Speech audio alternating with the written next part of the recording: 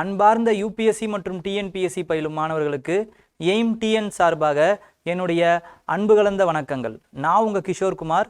இந்த வார கரண்ட் அஃபேர்ஸோடு வந்திருக்கேன். இந்த கரண்ட் அஃபேர்ஸை பார்க்கறதுக்கு முன்னாடி போன வாரம் ஒருத்தர் கமெண்ட்டில் மெயின்ஸ் சம்மந்தப்பட்ட கொஸ்டின்ஸ் ஏதாச்சும் போட்டிங்கன்னா அதை எழுதி பார்க்குறதுக்கு எங்களுக்கு ரொம்ப யூஸ்ஃபுல்லாக இருக்கும் அப்படின்னு கேட்டிருந்தாரு. ஸோ அதனால் இந்த வாரம் எண்டில் மெயின்ஸ் கொஸ்டின்ஸ் நம்ம கொடுத்துருக்கோம். ஓகேங்களா? அந்த மெயின்ஸ் கொஸ்டின்ஸை நீங்கள் என்ன பண்ணலாம் அப்படின்னா எழுதி பார்த்துட்டு அதை அப்லோட் பண்ணணும். இந்த கமெண்ட்லேயே, இந்த கமெண்ட் செக்ஷன்ஸ்லேயே அப்லோட் பண்ண முடிஞ்சால் அப்லோட் பண்ணுங்கள். மேக்ஸிமம் உங்களுக்குள்ளே நீங்களும் சஜஷன்ஸ் கொடுத்துக்கோங்க. நானும் முடிஞ்ச அளவுக்கு அதுக்கு ஏதாச்சும் சஜஷன்ஸ் கொடுக்க முடியுதான்னு பார்க்குறேன். ஓகேங்களா? யூபிஎஸ்சி டிஎன்பிஎஸ்சி ரெண்டு மெயின்ஸ் கொஸ்டின்ஸுமே நான் போட்டிருக்கேன். ஓகே, இப்போ நம்ம கரண்ட் ஈவெண்ட்ஸ்குள்ளே போயிடலாம். ஓகேங்களா? ஃபஸ்ட்டு தமிழ்நாடு சம்மந்தப்பட்ட நியூஸ். தமிழ்நாட்டில் ஃபஸ்ட்டு போன வாரம் என்ன நியூஸ் இருந்துச்சு அப்படின்னு பார்த்தீங்கன்னா, புத்தொழில் நிறுவனங்கள் தரவரிசையில் தமிழகம் முதலிடம். புத்தொழில் நிறுவனங்கள் தரவரிசையில் தமிழகம் முதலிடம். புத்தொழில் அப்படிங்கிறது என்னன்னு பார்த்தீங்கன்னா ஸ்டார்ட் அப். இந்த ஸ்டார்ட் அப் தரவரிசை அப்படிங்கிறது என்னன்னா, department for promotion of industry and internal trade. இவங்க பார்த்தீங்க, இந்த டிபார்ட்மெண்ட் மினிஸ்ட்ரி ஆஃப் காமர்ஸுக்கு கீழே இருக்கிற ஒரு டிபார்ட்மெண்ட். ஓகேங்களா? இவங்க 2018 ஸ்டேட் ஸ்டார்ட் அப் ரேங்கிங் 2022 அப்படிங்கிற அந்த ரேங்கிங் விட்டுக்கிட்டு இருக்காங்க. இந்த ரேங்கிங்கில் பார்த்தீங்க அப்படின்னா 2022க்கான ரேங்கிங்கில் தமிழ்நாடு பெஸ்ட் பர்ஃபார்மர் அப்படிங்கிற அந்த ஒரு இடத்த அடைஞ்சிருக்கு. ஓகேங்களா? அதனால தான் முதல்வர் இதுக்கு பெருமிதம் அப்படிங்கிற அந்த நியூஸ் வந்திருக்கு. அப்போ தமிழ்நாடு மட்டும்தான் இதில் ஃபஸ்ட்டு பெஸ்ட் பர்ஃபார்மரா அப்படின்னா கிடையாது. வேற யார் தமிழ்நாடு கூட இதுக்கான பெஸ்ட் பர்ஃபார்மராக அட்ஜஸ்ட் பண்ணியிருக்காங்க அப்படின்னு பார்த்தீங்கன்னா, குஜராத், கேரளா, கர்நாடகா, தமிழ்நாடு இவங்க எல்லாருமே பார்த்தீங்கன்னா பெஸ்ட் பர்ஃபார்மர் கேட்டகரிக்குள்ளே வராங்க. அதே மாதிரி இந்த கேட்டகரியை எப்படி பிரிக்கிறாங்க அப்படின்னு பார்த்தீங்கன்னா, இந்தியா ஒட்டு மொத்தமாக இருக்கிற ஸ்டேட்ஸ் அண்ட் யூனியன் டெரிட்டரிஸ், ஓகேங்களா, இவங்க எல்லாருக்குமே கேட்டகரி ஏ, கேட்டகரி பி அப்படின்னு பிரிக்கிறாங்க. அவங்களுடைய வளர்ச்சியின் அடிப்படையில் பிரிச்சிருக்காங்க. ஓகேங்களா? அந்த வளர்ச்சியின் அடிப்படையில் அளவுகோல் எப்படி வைக்கிறாங்க அப்படின்னு பார்த்தீங்கன்னா, 7 பில்லரின் அடிப்படையில் அளவுகோலை வைக்கிறாங்க. அது என்ன 7 பில்லர்ஸ் அப்படின்னு பார்த்தீங்கன்னா, institutional support, innovation and entrepreneurship, access to market, incubation, funding support, capacity building, road map to sustainable future. இந்த 7 அளவுகோலை வச்சு தான் யார் யார் பெஸ்ட்டாக பர்ஃபார்ம் பண்ணியிருக்காங்க அந்த ஆண்டு அப்படிங்கிறத பார்க்குறாங்க. இப்போது லான்ச் பண்ணும்போது, இந்த ரேங்கிங்கை லான்ச் பண்ணும்போது தமிழ்நாடு எந்த இடத்துல இருந்துச்சு அப்படின்னு பார்த்தீங்கன்னா, அது ஆஸ்பிரேஷனல் லீடர் அப்படிங்கிற அந்த கேட்டகரியில் இருந்துச்சு. ஓகேங்களா? லாஸ்ட்டுக்கு முந்தின இடத்துல இருந்துச்சு.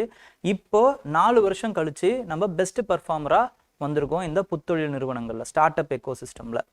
எப்படி இது சாத்தியமாச்சு அப்படின்னு பார்த்தீங்கன்னா, ஃபர்ஸ்ட் விஷயம், தமிழ்நாடு அரசு எடுத்த முயற்சிகள்.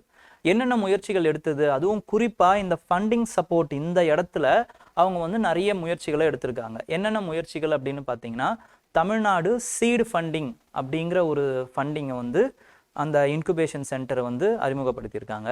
அது மட்டும் இல்லாமல் எமர்ஜிங் செக்டார் சீடு ஃபண்ட், அதாவது ஆதார நிதிகள், அதை அதிகப்படுத்தியிருக்காங்க. இது மட்டும் இல்லாமல் தமிழ்நாடு எஸ்சி எஸ்டி ஃபண்டிங், இதையும் என்ன பண்ணியிருக்காங்கன்னா அதிகப்படுத்தியிருக்காங்க. ஓகேங்களா? இதன் மூலமாக அந்த ஃபண்டிங் கெப்பாசிட்டியை வளர்த்துருக்காங்க. ஸோ ஃபண்டிங் மூலமாக ஸ்டார்ட் அப்ஸுக்கு நிறைய ஃபண்டிங் கொடுத்ததுனால நம்மளுடைய ஸ்டார்ட் அப்ஸ் நிறைய பெருகிருக்கு. பெருகினதுனால கிட்டத்தட்ட பார்த்தீங்கன்னா 2022 மட்டும் 2250 ஸ்டார்ட் அப்ஸ் கிட்ட ரெஜிஸ்டர் பண்ணியிருக்காங்க. தமிழ்நாட்டில் ஒட்டு மொத்தமாக கிட்டத்தட்ட 7600 ஸ்டார்ட் அப்ஸ்கள் இருக்குது, புத்தொழில் நிறுவனங்கள் இருக்குது. ஓகேங்களா? இப்போ எப்படி கேட்கலாம், இந்த கொஸ்டின்ஸ் எப்படி கேட்கலாம் அப்படின்னா இந்த ஸ்டேட் ஸ்டார்ட் அப் ரேங்கிங் இதை யார் வெளியிடுறாங்க அப்படிங்கிற மாதிரி ஒரு கேள்வி கேட்கலாம். அப்படி இல்லைன்னா ஸ்டேட் ஸ்டார்ட் அப் ரேங்கிங்கில் தமிழ்நாடு எந்த கேட்டகரியில் இருக்குன்றத மாதிரி ஒரு கேள்வி கேட்கலாம்.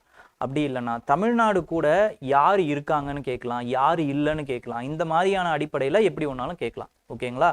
நெக்ஸ்ட்டுக்கு போகலாம். ஸோ இந்த கேள்வி பார்ப்போம் நம்ம. Which of these states was not adjudicated as a best performer along with Tamil Nadu in the last ranking? யார் அப்படின்னு பார்த்தீங்கன்னா, தமிழ்நாடு கூட பெஸ்ட் பர்ஃபார்மராக எந்த ஸ்டேட் இல்லை? மகாராஷ்டிரா இல்லை. ஓகேங்களா? Answer is B.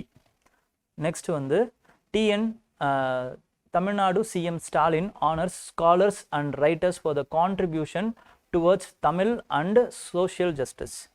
தமிழுக்கும் சமூக நீதிக்கும் சில ஸ்காலர்ஸ் அண்ட் ரைட்டர்ஸ் ஆற்றின தொண்டுக்காக சிஎம் அவர்கள் சில அவார்ட்ஸை வந்து கொடுத்துருக்காரு. இதுவும் ரொம்ப இம்பார்ட்டண்ட் ஆகுது. ஏன்னா அவார்ட்ஸ் அண்ட் பர்சனாலிட்டிஸ் அப்படின்னு நம்ம கரண்ட் ஈவெண்ட்ஸில் நடப்பு நிகழ்வுகளில் நமக்கு போர்ஷனில் இருக்குது. அப்போது இந்த அவார்டை ரெண்டாக பிரிச்சுக்கோங்க. First social justice. சோஷியல் ஜஸ்டிஸுங்கிறது சமூக நீதி. இந்த சமூக நீதிக்காக இந்தியாவிலையும் தமிழ்நாட்டிலையும் பாடுபட்டவர்கள் யார் அப்படின்னு பார்த்தீங்கன்னா பெரியார், அப்புறம் அம்பேத்கர். முக்கியமாக நிறைய பேர் பாடுபட்டிருக்காங்க. அப்போது அவங்களுடைய பேரில் இந்த சமூக நீதிக்கான அவார்ட்ஸ் வந்து கொடுக்குறாங்க. அப்போது பெரியாருக்கான அவார்டு, பெரியார் விருதை யாருக்கு கொடுக்குறாங்க அப்படின்னு பார்த்தீங்கன்னா திரு சுப வீர பாண்டியன் அவர்களுக்கு கொடுக்குறாங்க. அதுக்கப்புறம் அம்பேத்கர் அவார்டை யாருக்கு கொடுத்துருக்காங்க அப்படின்னா வந்து திரு சண்முகம் அவர்களுக்கு கொடுத்துருக்காங்க. ஓகேங்களா? நெக்ஸ்ட் வந்து தமிழுக்கு வருவோம். தமிழ் அவார்ட்ஸ் என்னென்ன இருக்குங்கிறத முதல்ல பார்ப்போம். தமிழ் அவார்ட்ஸ் வந்து 7 அவார்ட்ஸ் இருக்குது. 7 அவார்ட்ஸ் வந்து ஈஸியாக ஞாபகம் வச்சுக்கலாம். எப்படின்னா ஃபஸ்ட்டு வந்து பாரதியார், பாரதிதாசன். நெக்ஸ்ட் வந்து திருவள்ளுவர், அதுக்கப்புறம் திருவிகா, முத்தமிழ் காவலன் விஸ்வநாதன் அவார்டு.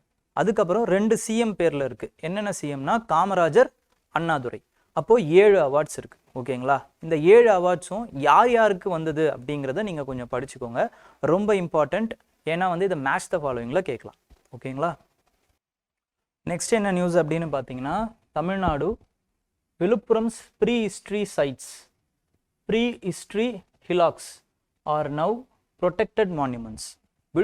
விழுப்புரத்தில் இருக்கிற ப்ரீ ஹிஸ்டாரிக் இலாக்ஸ் அப்படிங்கிறது குன்றம் அப்படின்னு அர்த்தம். ஓகேங்களா? அந்த குன்றங்கள் வந்து நமக்கு வந்து ப்ரொடெக்டட் மான்யூமெண்ட்ஸ், பாதுகாக்கப்பட்ட சின்னங்களாக வந்து அறிவிச்சிருக்காங்க ஆர்கியாலஜிக்கல் சர்வே ஆஃப் இந்தியா. ஏன் இதை மாதிரி பண்ணியிருக்காங்க அதை பார்க்கறதுக்கு முன்னாடி இந்த ப்ரீ ஹிஸ்ட்ரி அப்படிங்கிற வார்த்தைக்கான மீனிங் என்னங்கிறத நம்ம பார்த்துருவோம். ஃபஸ்ட்டு விஷயம், ஹிஸ்ட்ரி அப்படின்னா என்ன? ஹிஸ்ட்ரிங்கிறத நம்ம எப்படி நம்ம படிக்கிறோம் அப்படின்னா வரலாற்று பதிவுகள்லேருந்து நம்ம ஹிஸ்ட்ரி அப்படிங்கிறத பார்க்குறோம்.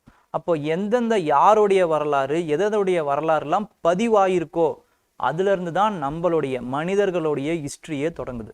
அப்போ அதுக்கு முன்னாடி எதுவுமே நடக்கலையானா எவ்வளவோ நடந்திருக்கு. அப்போ இதெல்லாம் நம்ம என்ன பண்ணுறோம் அப்படின்னா ப்ரீ ஹிஸ்ட்ரி அப்படின்னு ஆக்கிடுறோம். ஓகேங்களா? அதெல்லாம் பதிவு செய்யப்படாத வரலாறுகள், ஹிஸ்ட்ரிக்கு முந்தின வரலாறுகள் அப்படிங்கிறது தான் ப்ரீ ஹிஸ்ட்ரி அப்படின்னு சொல்கிறோம். அப்போ அதை நம்ம எப்படி ரீகன்ஸ்ட்ரக்ட் பண்ணுறோம்? ஒரு விஷயம் இப்படி இருந்தது அப்படிங்கிறத நம்ம எப்படி அனுமானிக்கிறோம் அப்படின்னு பார்த்தீங்கன்னா நம்மளுடைய ஆர்கியாலஜிக்கல் ரிமைன்ஸ். ஓகேங்களா? தொல்லியல் தொடர்பான சில ஆராய்ச்சிகளை வச்சு மட்டுமே நம்ம வந்து ஹிஸ்ட்ரியை வந்து ரீகன்ஸ்ட்ரக்ட் பண்ணுறோம். ஃபார் எக்ஸாம்பிள் நம்மளுடைய ஸ்டோனேஜ் எடுத்துக்கலாம். ஓகேங்களா? ப்ரீ ஹிஸ்டரி அது எல்லாமே வந்து பார்த்தீங்க அப்படின்னா வந்து ப்ரீ ஹிஸ்டாரிக் பீரியட்ஸ். ஓகேங்களா? ஸ்டோனேஜில் மனுஷன் எப்படி வாழ்ந்தான், அவனுடைய ஆயுதங்கள், அவனுடைய புதை பொருட்கள், இதெல்லாம் வச்சு மட்டுமே நம்ம என்ன பண்ணியிருக்கோம்னா ஹிஸ்ட்ரியை ரீகன்ஸ்ட்ரக்ட் பண்ணியிருக்கோம். ஓகேங்களா? அப்போ இந்த ப்ரீ ஹிஸ்ட்ரிக்கும் நடுவில் ஒரு பகுதி இருக்குது. அதுக்கு பேர் என்ன அப்படின்னு பார்த்தீங்கன்னா புரோட்டோ ஹிஸ்ட்ரி. ஓகேங்களா? புரோட்டோ ஹிஸ்ட்ரி அப்படிங்கிறது என்னென்னா எழுத்து வடிவில் வந்து மனுஷன் வந்து அவனுடைய வரலாறை பதிவு பண்ணியிருக்கான். ஆனால் நம்மளால் அந்த எழுத்துக்களை படிக்க முடியல. எக்ஸாம்பிள் இண்டஸ் வேலி சிவிலைசேஷன், அந்த ஸ்கிரிப்டை நம்மளால் டெசிஃபர் பண்ண முடியலை. அப்போ அதை வந்து எந்த அடிப்படையில் வச்சுருக்காங்க அப்படின்னு பார்த்தீங்கன்னா புரோட்டோ ஹிஸ்ட்ரி அப்படிங்கிற அடிப்படையில் வச்சுருக்காங்க. ஓகேங்களா? இப்போ நம்ம இதுக்கு வந்துடுவோம். இந்த ப்ரீ ஹிஸ்டாரிக் சைட்ஸாக இருக்கக்கூடிய ஆலம்பாடி, மேல்வாலை, அப்புறமா வந்து சேத்தவரை, இந்த வில்லேஜஸில் இருக்க எல்லா டிராயிங்ஸையும் நம்ம என்ன பண்ணியிருக்கோம் அப்படின்னா வந்து புராதன சின்னங்களாக அறிவிச்சிருக்கோம், பாதுகாக்கப்பட்ட புராதன சின்னங்களாக அறிவிச்சிருக்கோம். ஓகேங்களா? இதை நம்ம பாலிட்டி கூட கனெக்ட் பண்ணலாம். இந்த கரண்ட் அஃபேர்ஸை நம்ம பாலிட்டி கூட கனெக்ட் பண்ணலாம். டிபிஎஸ்பியில் பார்த்தீங்கன்னா ஆர்டிக்கல் 49 படி it is the states duty to protect the monuments அப்படின்னு ஒரு வார்த்தை இருக்கும். ஓகேங்களா? அப்போ 49 நம்ம மான்யூமெண்ட்ஸ் கூட எப்படி ஞாபகம் வச்சுக்கலாம் அப்படின்னு பார்த்தீங்கன்னா 49க்கு எதோட ஸ்கொயர் 49ன்னு பார்த்தீங்கன்னா 7ஓட ஸ்கொயர் 49. அப்போது உலகத்தில் 7 அதிசயங்கள் இருக்குது. அப்போது அதிசயங்கள் மான்யூமெண்ட்ஸ் இப்படி கனெக்ட் பண்ணி ஞாபகம் வச்சுக்கிட்டிங்கன்னா உங்களுக்கு மறக்காது. ஓகேங்களா? இப்போது நெக்ஸ்ட் என்ன அப்படின்னு பார்த்தீங்கன்னா இது எந்த ஆக்டின் அடிப்படையில் இதை பண்ணியிருக்காங்க, புராதன சின்னங்களாக அறிவிச்சிருக்காங்க அப்படின்னு பார்த்தீங்கன்னா தமிழ்நாடோடைய ancient and historical monuments and archaeological sites and remains act, இதன் அடிப்படையில் வந்து அதை அறிவிச்சிருக்காங்க. அது மட்டும் இல்லாமல் இது தமிழ்நாடு கவர்மெண்ட் 2003 மற்றும் 2005 வெளியிட்ட அரசாணையும் இது உட்கொண்டு தான் இதை அறிவிச்சிருக்காங்க. என்ன அரசாணை அப்படின்னு பார்த்தீங்கன்னா, 100 மீட்டரில் எந்த ஒரு மைனிங் ஆக்டிவிட்டீஸோ இல்லை கன்ஸ்ட்ரக்ஷன் ஆக்டிவிட்டீஸோ கட்டவே கூடாது. இந்த ஹிலாக்ஸுக்கு, இந்த குன்றங்களுக்கு 100 மீட்டர் சரௌண்டிங்கில் எந்த ஒரு மைனிங் ஆக்டிவிட்டியும் பண்ணக்கூடாது, கன்ஸ்ட்ரக்ஷன் ஆக்டிவிட்டியும் பண்ணக்கூடாது. 100லேருந்து 200 மீட்டர் வரைக்கும் மைனிங் ஆக்டிவிட்டியும் கன்ஸ்ட்ரக்ஷன் ஆக்டிவிட்டியும் பண்ணலாம். ஆனால் அது ஒழுங்குபடுத்தப்பட்டு பண்ணணும். ஓகேங்களா? இதுதான் இந்த நியூஸுக்கான விஷயங்கள். ஓகே, நெக்ஸ்ட் காமநாயக்கன்பட்டியில் வீரமாமுனிவர் மணிமண்டபம் காணொளி காட்சி மூலம் முதல்வர் திறந்து வைத்தார். அப்போ வீரமாமுனிவர் பற்றி படிக்கிறது ரொம்ப ரொம்ப இம்பார்ட்டண்ட் ஆகுது. இது டிஎன்பிசி மாணவர்கள் மட்டும்தான் இம்பார்ட்டண்ட்டாக படிக்கணும்னு யூபிஎஸ்சி மாணவர்கள் நினச்சிடாதீங்க. ஏன்னா யூபிஎஸ்சிக்கும் இது ரொம்ப ரொம்ப இம்பார்ட்டண்ட். எப்படி சொல்கிறேன் அப்படின்னா, 2019 கொஸ்டின் பேப்பர் போய் பாருங்கள் யூபிஎஸ்சியில். அதில் செயின்ட் சேவியர் பற்றி ஒரு கொஸ்டின் கேட்டிருந்தாங்க. செயின்ட் சேவியர் அவரை பற்றி. அவர் கோவாவில் வாழ்ந்தார். அதுக்கப்புறமா இந்தியாவை விட்டு சைனாவுக்கு போகும்போது வழியில் இறந்துட்டார். அவர் உடல் அழுகவே இல்லை. ரொம்ப நாள் ஆகியும் ஒரு செத்த உடல் அழுகக்கூடிய நிலையில் இல்லாமல் ரொம்ப ஃப்ரெஷ்ஷாகவே இருந்ததுனால அவருடைய இந்த அதிசயத்தை பாராட்டி என்ன பண்ணாங்கன்னா, அவருடைய இறந்த உடலை கோவாலே எடுத்துன்னு வச்சாங்க. ஓகேங்களா? அது சென்ட் பெசிலிக்கா அப்படிங்கிற அந்த சர்ச்சில் வச்சாங்க. ஓகேங்களா? இவர் ஜிசுட்ஸ் அப்படிங்கிற அந்த பிரிவை சேர்ந்தவர். ஓகேங்களா? இயேசு சபை அப்படின்னு சொல்லுவாங்க தமிழில். இந்த பிரிவை அவங்க சேர்ந்தவங்க. இவங்களோட இம்பார்ட்டண்ட்டான மோட்டோ என்ன அப்படின்னு பார்த்தீங்கன்னா, ஏழைகள் பக்கம், அதுக்கப்புறமா அவுட்காஸ்டின் பக்கம். அவுட்காஸ்ட் அப்படிங்கிறது ஒதுக்கி வைத்தவர்களின் பக்கம் நின்று அவர்களுக்கு நியாயம் வழங்குதல், வாங்கி தருதல். இதுதான் அவங்களுடைய இம்பார்ட்டண்ட்டான மோட்டோவாக அவங்க கருதுறாங்க. ஓகேங்களா? இந்த திருச்சபையை சேர்ந்தவர் தான் செயின்ட் சேவியர். அதே திருச்சபையிலிருந்து வந்தவர் தான் யாரு அப்படின்னு பார்த்தீங்கன்னா வீரமாமுனிவர். அப்போ செயின்ட் சேவியரை கேட்கும்போது வீரமாமுனிவர் பற்றி கேட்கறதுக்கும் நிறைய வாய்ப்புகள் இருக்கு. ஓகேங்களா? அப்போ நீங்களும் யூபிஎஸ்சி ஸ்டூடெண்ட்ஸும் இவங்களெல்லாம் பற்றி தெரிஞ்சுக்கிறது ரொம்ப ரொம்ப இம்பார்ட்டண்ட். ஓகே, இப்போ நம்ம வீரமாமுனிவர் பற்றி நம்ம போகலாம். வீரமாமுனிவர் அப்படிங்கிறவர் இட்டாலியிலிருந்து அவர் இந்தியாவுக்கு 1710 வந்தார் அப்படிங்கிற தகவல்கள் வெளியாகுது. ஆனால் 1700 1710 எப்போ வேணாலும் வந்திருக்கலான்னு சில பதிவுகள் இருக்குது. அது மட்டும் இல்லாமல் இவர் இந்தியா வந்தது ஒரு கான்ட்ரவர்சி அந்த வருஷம். ஓகேங்களா? அவர் இறந்தது எந்த வருஷம் இறந்தாருங்கிறதும் இன்னும் யாருக்கும் சரியா தெரியல. அவரை எங்கே புதைச்சாங்க அப்படிங்கிறதும் இன்னும் யாருக்கும் சரியா தெரியல. பட் அவர் நடுவில் செஞ்ச ஒர்க்ஸ், அவர் என்னென்ன பண்ணார், யார் கூட ஃப்ரெண்ட்ஷிப்பாக இருந்தார், இதெல்லாமே நம்மளுக்கு ஆதாரங்கள் இருக்குது. ஓகேங்களா? இப்போ அதுதான் ரொம்ப இம்பார்ட்டண்ட் யூபிஎஸ்சிக்கும் டிஎன்பிஎஸ்சிக்கும் பொறுத்தது. அப்போ நம்ம அதுக்கு போயிடலாம். ஃபஸ்ட்டு விஷயம், இவருடைய அந்த வந்த தினத்தை, நவம்பர் 8 வந்த தினத்தை தமிழ் லெக்சிகோகிராஃபி டே அப்படின்னு நம்ம கொண்டாடுறோம். தமிழ் அகராதி நாள் அப்படிங்கிற அந்த விஷயத்தை கொண்டாடுறோம். அகராதின்னு ஏன் சொல்கிறோம் அப்படின்னா, இவர் தான் முதல்ல தமிழுக்கு ஒரு அகராதி போட்டவர், டிக்ஷனரி போட்டவர். ஓகேங்களா? அந்த டிக்ஷனரியோட பேர் என்ன அப்படின்னு பார்த்தீங்கன்னா சதுர் அகராதி. ஓகேங்களா? நெக்ஸ்ட் என்ன அப்படின்னு பார்த்தீங்கன்னா, இவர் சந்தா சாஹிப் அப்படிங்கிற அந்த ஆர்காட் நவாப் இருக்கார்ல, அவரோட ஃப்ரெண்டாக இருந்தவர். ஓகேங்களா? அவருடைய சபையில் இவர் திவானாவும் இருந்திருக்காரு. ஓகேங்களா? அது மட்டும் இல்லாமல் இவர் திருக்குறளை லத்தீனில் மொழிபெயர்த்திருக்காரு. அது மட்டும் இல்லாமல் நிறைய யூரோப்பியன் லாங்குவேஜஸில் தேவாரம், திருவாசகம், ஆத்திச்சூடி இது எல்லாத்தையுமே மொழிபெயர்த்திருக்காரு. இவருடைய கவிதை தொகுப்புகளை, பொயட்டிக் ஒர்க்ஸை தேம்பாவணி அப்படிங்கிறத சொல்கிறாங்க. ஓகேங்களா? நெக்ஸ்ட் நம்ம நேஷ்னல் நியூஸுக்கு போயிடலாம். நேஷ்னல் நியூஸில் என்ன இருக்குது அப்படின்னு பார்த்தீங்கன்னா, Odisha CM unveils project to develop heritage corridor around Puri Jagannath temple. Puri Jagannath temple எங்கே இருக்குது? ஒரிசாவில் இருக்குது. ஓகேங்களா? அது என்ன ஸ்டைல் ஆஃப் ஆர்கிடெக்சர் அப்படின்னு பார்த்தீங்கன்னா நகரா ஸ்டைல் ஆஃப் ஆர்கிடெக்சர். இப்போது நகராவுக்கும் திராவிடாவுக்கும் எந்த ஒற்றுமை, என்ன வேற்றுமை அப்படின்னு பார்க்கறதுக்கு முன்னாடி இந்த ப்ராஜெக்ட் பற்றி கொஞ்சம் நம்ம பார்த்துடலாம்.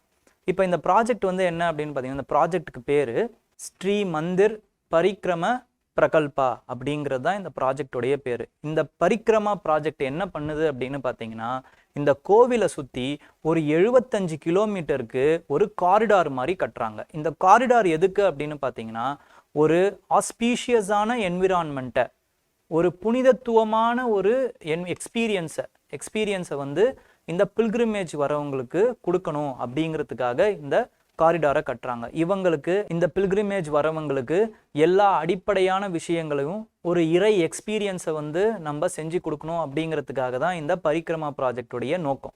ஓகேங்களா? இது எதுக்குள்ள வருது அப்படின்னு பார்த்தீங்கன்னா அபடா அப்படிங்கிற அந்த ஒரு இனிஷியேட்டிவ்க்குள்ள வருது. அபடா அப்படிங்கிறது என்னன்னா augmentation of basic amenities and development of heritage architecture அப்படிங்கிற அந்த இனிஷியேட்டிவ்க்குள்ள வருது. இந்த இனிஷியேட்டிவ் படி என்ன பண்றாங்கன்னா பூரி ஜெகநாத் டெம்பிள் உட்பட்டு 22 கோயில்களை வந்து இந்த மாதிரி வந்து புனரமைக்கிறாங்க ஒரிசா கவர்மெண்ட். ஓகேங்களா? அதுல இப்ப ஃபர்ஸ்ட் இந்த பூரி ஜெகநாத் டெம்பிள் வந்து கட்டியிருக்காங்க. அதனால அவங்க வந்து ஒரிசா சிஎம் அப்புறம் நம்மளுடைய இந்திய நாட்டுடைய பிஎம் இவங்க 2 பேருமே வந்து இந்த காரிடாரை திறந்து வச்சிருக்காங்க. ஓகேங்களா?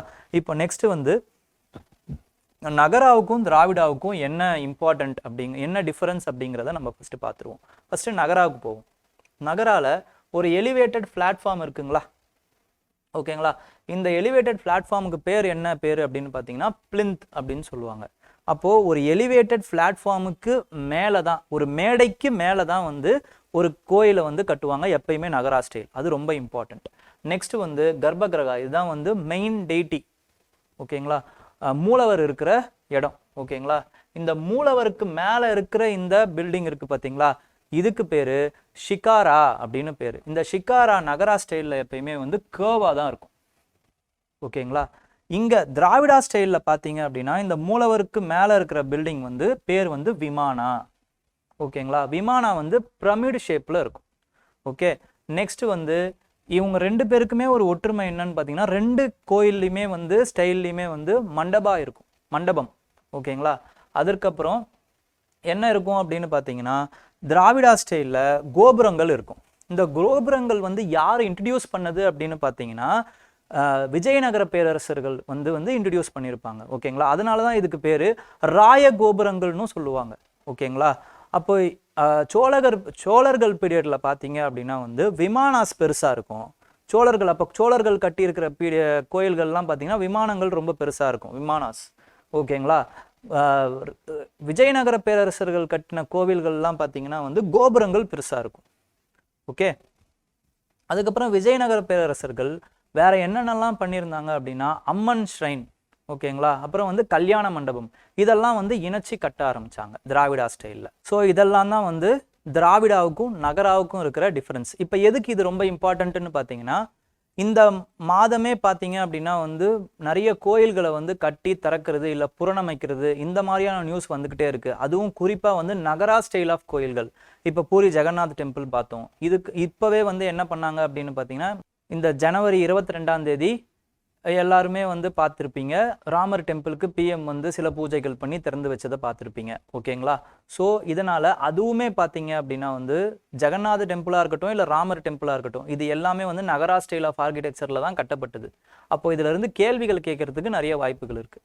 அது மட்டும் இல்லாமல் இன்னொரு இம்பார்ட்டண்ட்டான நியூஸ் என்ன அப்படின்னா அந்த அயோத்தியில் இருக்கிற ராமர் அந்த சிலையை செஞ்ச கல் இருக்குது பார்த்தீங்களா, அது வந்து 3 பில்லியன் ஆண்டுக்கு முன்னாடி இருந்த கல், கிரானைட் கல். ஓகேங்களா? அது வந்து தார்வார் அப்படிங்கிற அந்த ஒரு ஏரியாவிலிருந்து எடுக்கப்பட்ட கல். இதுவும் கேட்கறதுக்கு வாய்ப்பு இருக்குது, ஜாகிரஃபியில் கேட்கறதுக்கு வாய்ப்பு இருக்குது. இது ஹிஸ்ட்ரி, அது ஜாகிரஃபி. ஓகேங்களா? இப்போ நெக்ஸ்ட் நியூஸ் என்ன அப்படின்னு பார்த்தீங்கன்னா விங்ஸ் இந்தியா 2024. இது வந்து பார்த்தீங்க அப்படின்னா ஏவியேஷன் சம்மந்தப்பட்ட நியூஸ். இது வந்து இந்த விங்ஸ் இந்தியா 2024ங்கிறது ஏஷியாலேயே மிகப்பெரிய சிவில் ஏவியேஷன் ஈவெண்ட். ஓகேங்களா? இது எங்கே நடந்தது 2024ல் பார்த்தீங்கன்னா ஹைதராபாத்தில் பேகம்பேட் ஏர்போர்ட் அப்படிங்கிற அந்த இடத்துல நடந்தது. ஓகேங்களா? இதை யார் திறந்து வச்சதுன்னா சிவில் ஏவியேஷன் மினிஸ்டர் தான் திறந்து வச்சாரு. அவருடைய பேர் வந்து ஜோதி ஆதித்ய சிந்தியா. இப்போ இதில் இம்பார்ட்டண்ட்டான விஷயங்கள் என்ன அப்படின்னு பார்த்தீங்கன்னா இந்த ஈவெண்ட்டுடைய மேஜர் ஹைலைட் என்ன அப்படின்னு பார்த்தீங்கன்னா விமானங்கள், ஒரு 28 விமானங்களை வந்து அங்கே காட்சிப்படுத்தப்பட்டிருந்தது. ஓகேங்களா? விமானங்களாக இருக்கட்டும், ஹெலிகாப்டர்ஸு, ட்ரோன்ஸு, இதெல்லாம் பார்க்கறதுக்கு தான் இந்த 50,000 பேர் வந்து குவிஞ்சாங்க. ஓகேங்களா? நெக்ஸ்ட் வந்து என்னன்னு பார்த்தீங்கன்னா ஏர் ஷோஸ் நடந்தது. இந்த விமானங்கள், ஹெலிகாப்டர்ஸ்லாம் வந்து ஏர் ஷோஸ் நடத்தினாங்க. அப்போது அந்த என்னென்ன விமானங்கள் அப்படிங்கிறதும் ரொம்ப ரொம்ப இம்பார்ட்டண்ட். என்னென்ன விமானங்கள் அப்படின்னு பார்த்தீங்கன்னா, இந்தியன் ஏர்ஃபோர்ஸில் இருந்த சரங் ஹெலிகாப்டர்ஸ், சரங்குங்கிறது ஹெலிகாப்டர், ஓகேங்களா, ரொம்ப இம்பார்ட்டண்ட். சரங் ஹெலிகாப்டர்ஸ், அதுக்கப்புறமா வந்து ஏர்கிராஃப்ட்ஸ், 4 ஏர்கிராஃப்ட்ஸ், யூகேல இருக்கிற ஒரு 4 ஏர்கிராஃப்ட், மார்க் ஜெஃப்ரிஸ் டீம் நடத்தப்பட்ட ஏர்கிராஃப்ட்ஸ். அதுக்கப்புறமா வந்து ஏர் இந்தியா எக்ஸ்பிரஸ் கிட்ட இருக்கக்கூடிய போயிங் 737 மேக்ஸ் 8 இந்த ஏர்கிராஃப்ட்ஸ்லாம் வந்து ஏர் ஷோஸ் வந்து நடத்துனாங்க, ஓகேங்களா. அது இல்லாமல் இந்த ஈவெண்ட்டில் அவார்ட்ஸ் கொடுக்கப்பட்டது, ரொம்ப ரொம்ப இம்பார்ட்டண்ட். பிகாஸ் கரண்ட் ஈவெண்ட்ஸில் அவார்ட்ஸ் அண்ட் பர்சனாலிட்டிஸ் இருக்குது. அப்போது அவார்ட்ஸ் வந்து பார்க்கணும். அவார்டில் பெங்களூரு டெல்லி ஏர்போர்ட் வந்து பெஸ்ட் ஏர்போர்ட்டாக வந்து தேர்ந்தெடுத்திருக்காங்க 2024க்கான பெஸ்ட் ஏர்போர்ட்ஸ், ஓகேங்களா.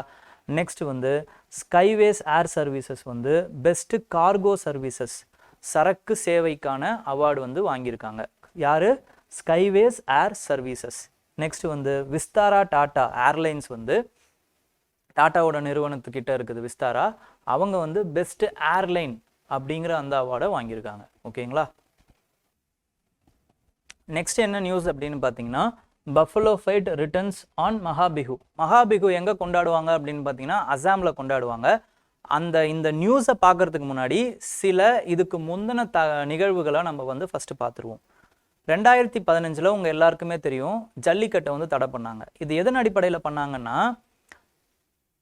Nagaraj versus Animal Welfare Board of India அப்படிங்கிற ஒரு கேஸ் நடந்துச்சு. அந்த கேஸில் வந்து என்ன சொல்லியிருப்பாங்கன்னா, எந்த ஒரு அனிமலையுமே வந்து நம்ம இம்சப்படுத்தக்கூடாது, அதை கஷ்டப்படுத்தக்கூடாது, அன்னெசரி பெயின், தேவையில்லாமல் வலியை அதுக்கு கொடுக்கக்கூடாது அப்படிங்கிற அடிப்படையில் சில ஸ்போர்ட்ஸ் அப்படின்னு கருதப்படுற அனிமலை துன்புறுத்துகிற சில ஈவெண்ட்ஸ்கள் இதை வந்து தடை பண்ணாங்க சுப்ரீம் கோர்ட். அது என்னென்ன ஈவெண்ட்ஸ் அப்படின்னு பார்த்தீங்கன்னா, புல்புல் ஃபைட்டு, அதுக்கப்புறமா வந்து சேவல் சண்டை, காக் ஃபைட் அப்படின்னு சொல்லுவாங்க, சேவல் சண்டை, அதுக்கப்புறமா வந்து ஜல்லிக்கட்டு, தமிழ்நாட்டில் ஜல்லிக்கட்டு, அதுக்கப்புறமா வந்து கம்பாலா அப்படின்னு கர்நாடகாவில் ஒரு ஈவெண்ட் இருக்குது அதுக்கப்புறமா வந்து புல்லக்காட், ஓகேங்களா, ரேக்லா ரேஸ்ன்னு சொல்லுவோம் நம்ம தமிழ்நாட்டில். மகாராஷ்டிராவில் நடக்கும் இது ஃபேமஸாக, புல்லக்காட் ரேஸ்.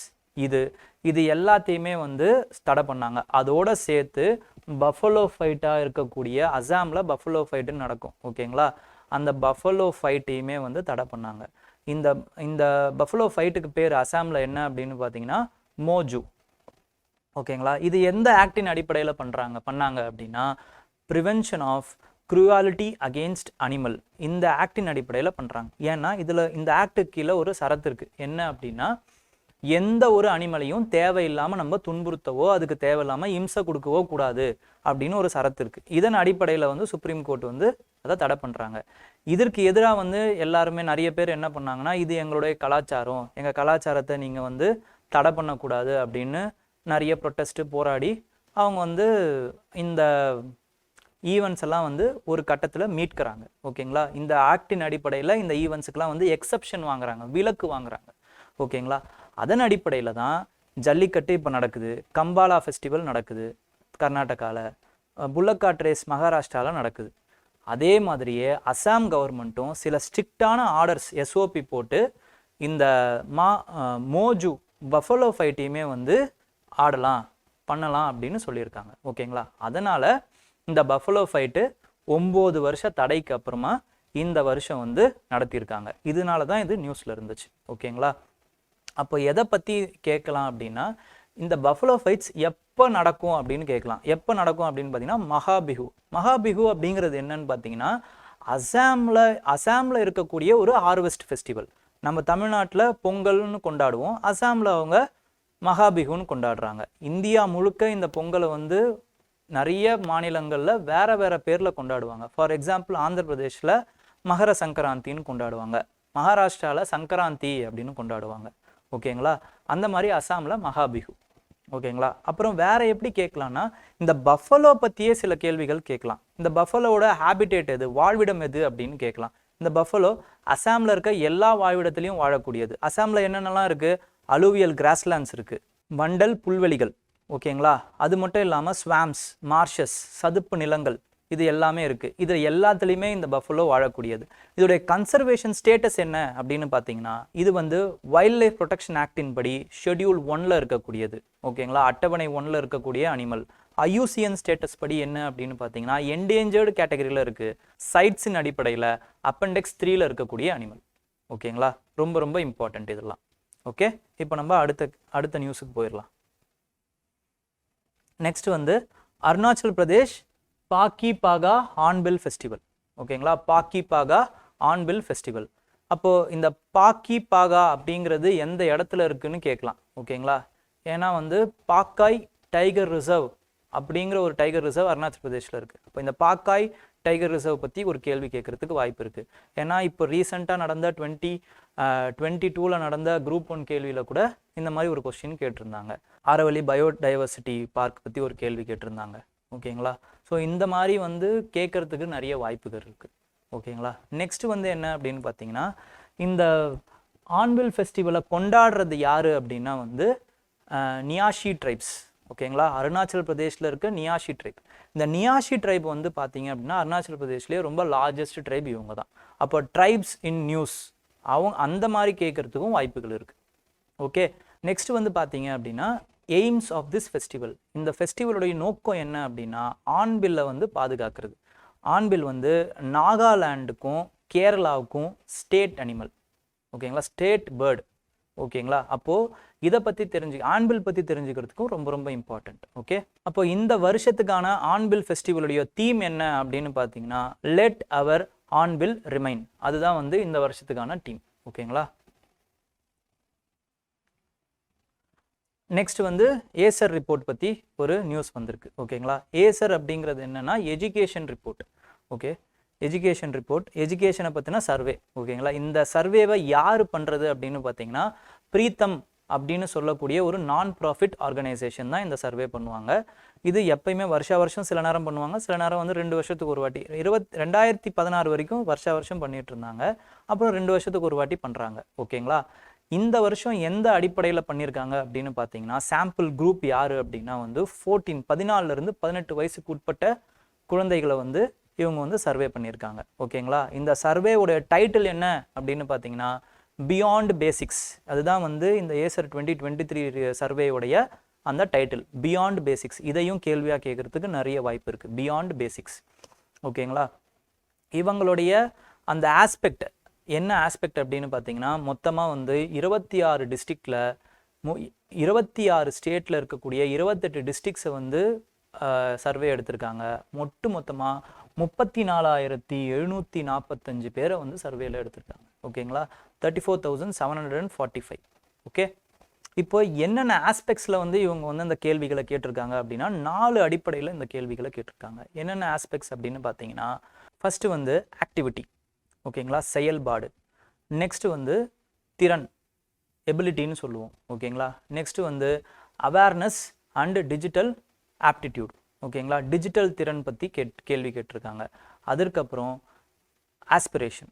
ஓகேங்களா, அவங்களுடைய ஆசைகள், அவங்களுடைய எய்ம் என்ன, இதை பற்றி கேள்விகள். ஓகேங்களா, இதுதான் இந்த 4 அடிப்படையில் கேள்வி.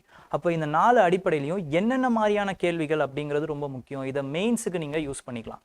ஓகேங்களா, ஃபஸ்ட்டு வந்து அவங்களுடைய ஆக்டிவிட்டியில் என்னன்னு பார்த்தீங்கன்னா 14 18 வயசு பசங்க எவ்வளோ பேர் வந்து ஸ்கூலுக்கு போகிறாங்க, அந்த ஸ்கூல்லையுமே வந்து எங்கெங்கே படிக்கிறாங்க, 10வது வகுப்புலேருந்து அதுக்கு உள்ள எவ்வளோ பேர் படிக்கிறாங்க, 11th 12th எவ்வளோ பேர் படிக்கிறாங்க, காலேஜ் எவ்வளோ பேர் படிக்கிறாங்க, இதை பற்றின ஒரு சர்வே பண்ணியிருக்காங்க. நெக்ஸ்ட் வந்து ஃபார் எக்ஸாம்பிள் 10வது உட்பட்டு வந்து கிட்டத்தட்ட 53% பேர் படிக்கிறாங்க. 11 12 வந்து பார்த்தீங்க அப்படின்னா வந்து 32%, காலேஜில் ஒரு 7%, இப்படி வந்து நிறைய பேர் இருக்காங்க.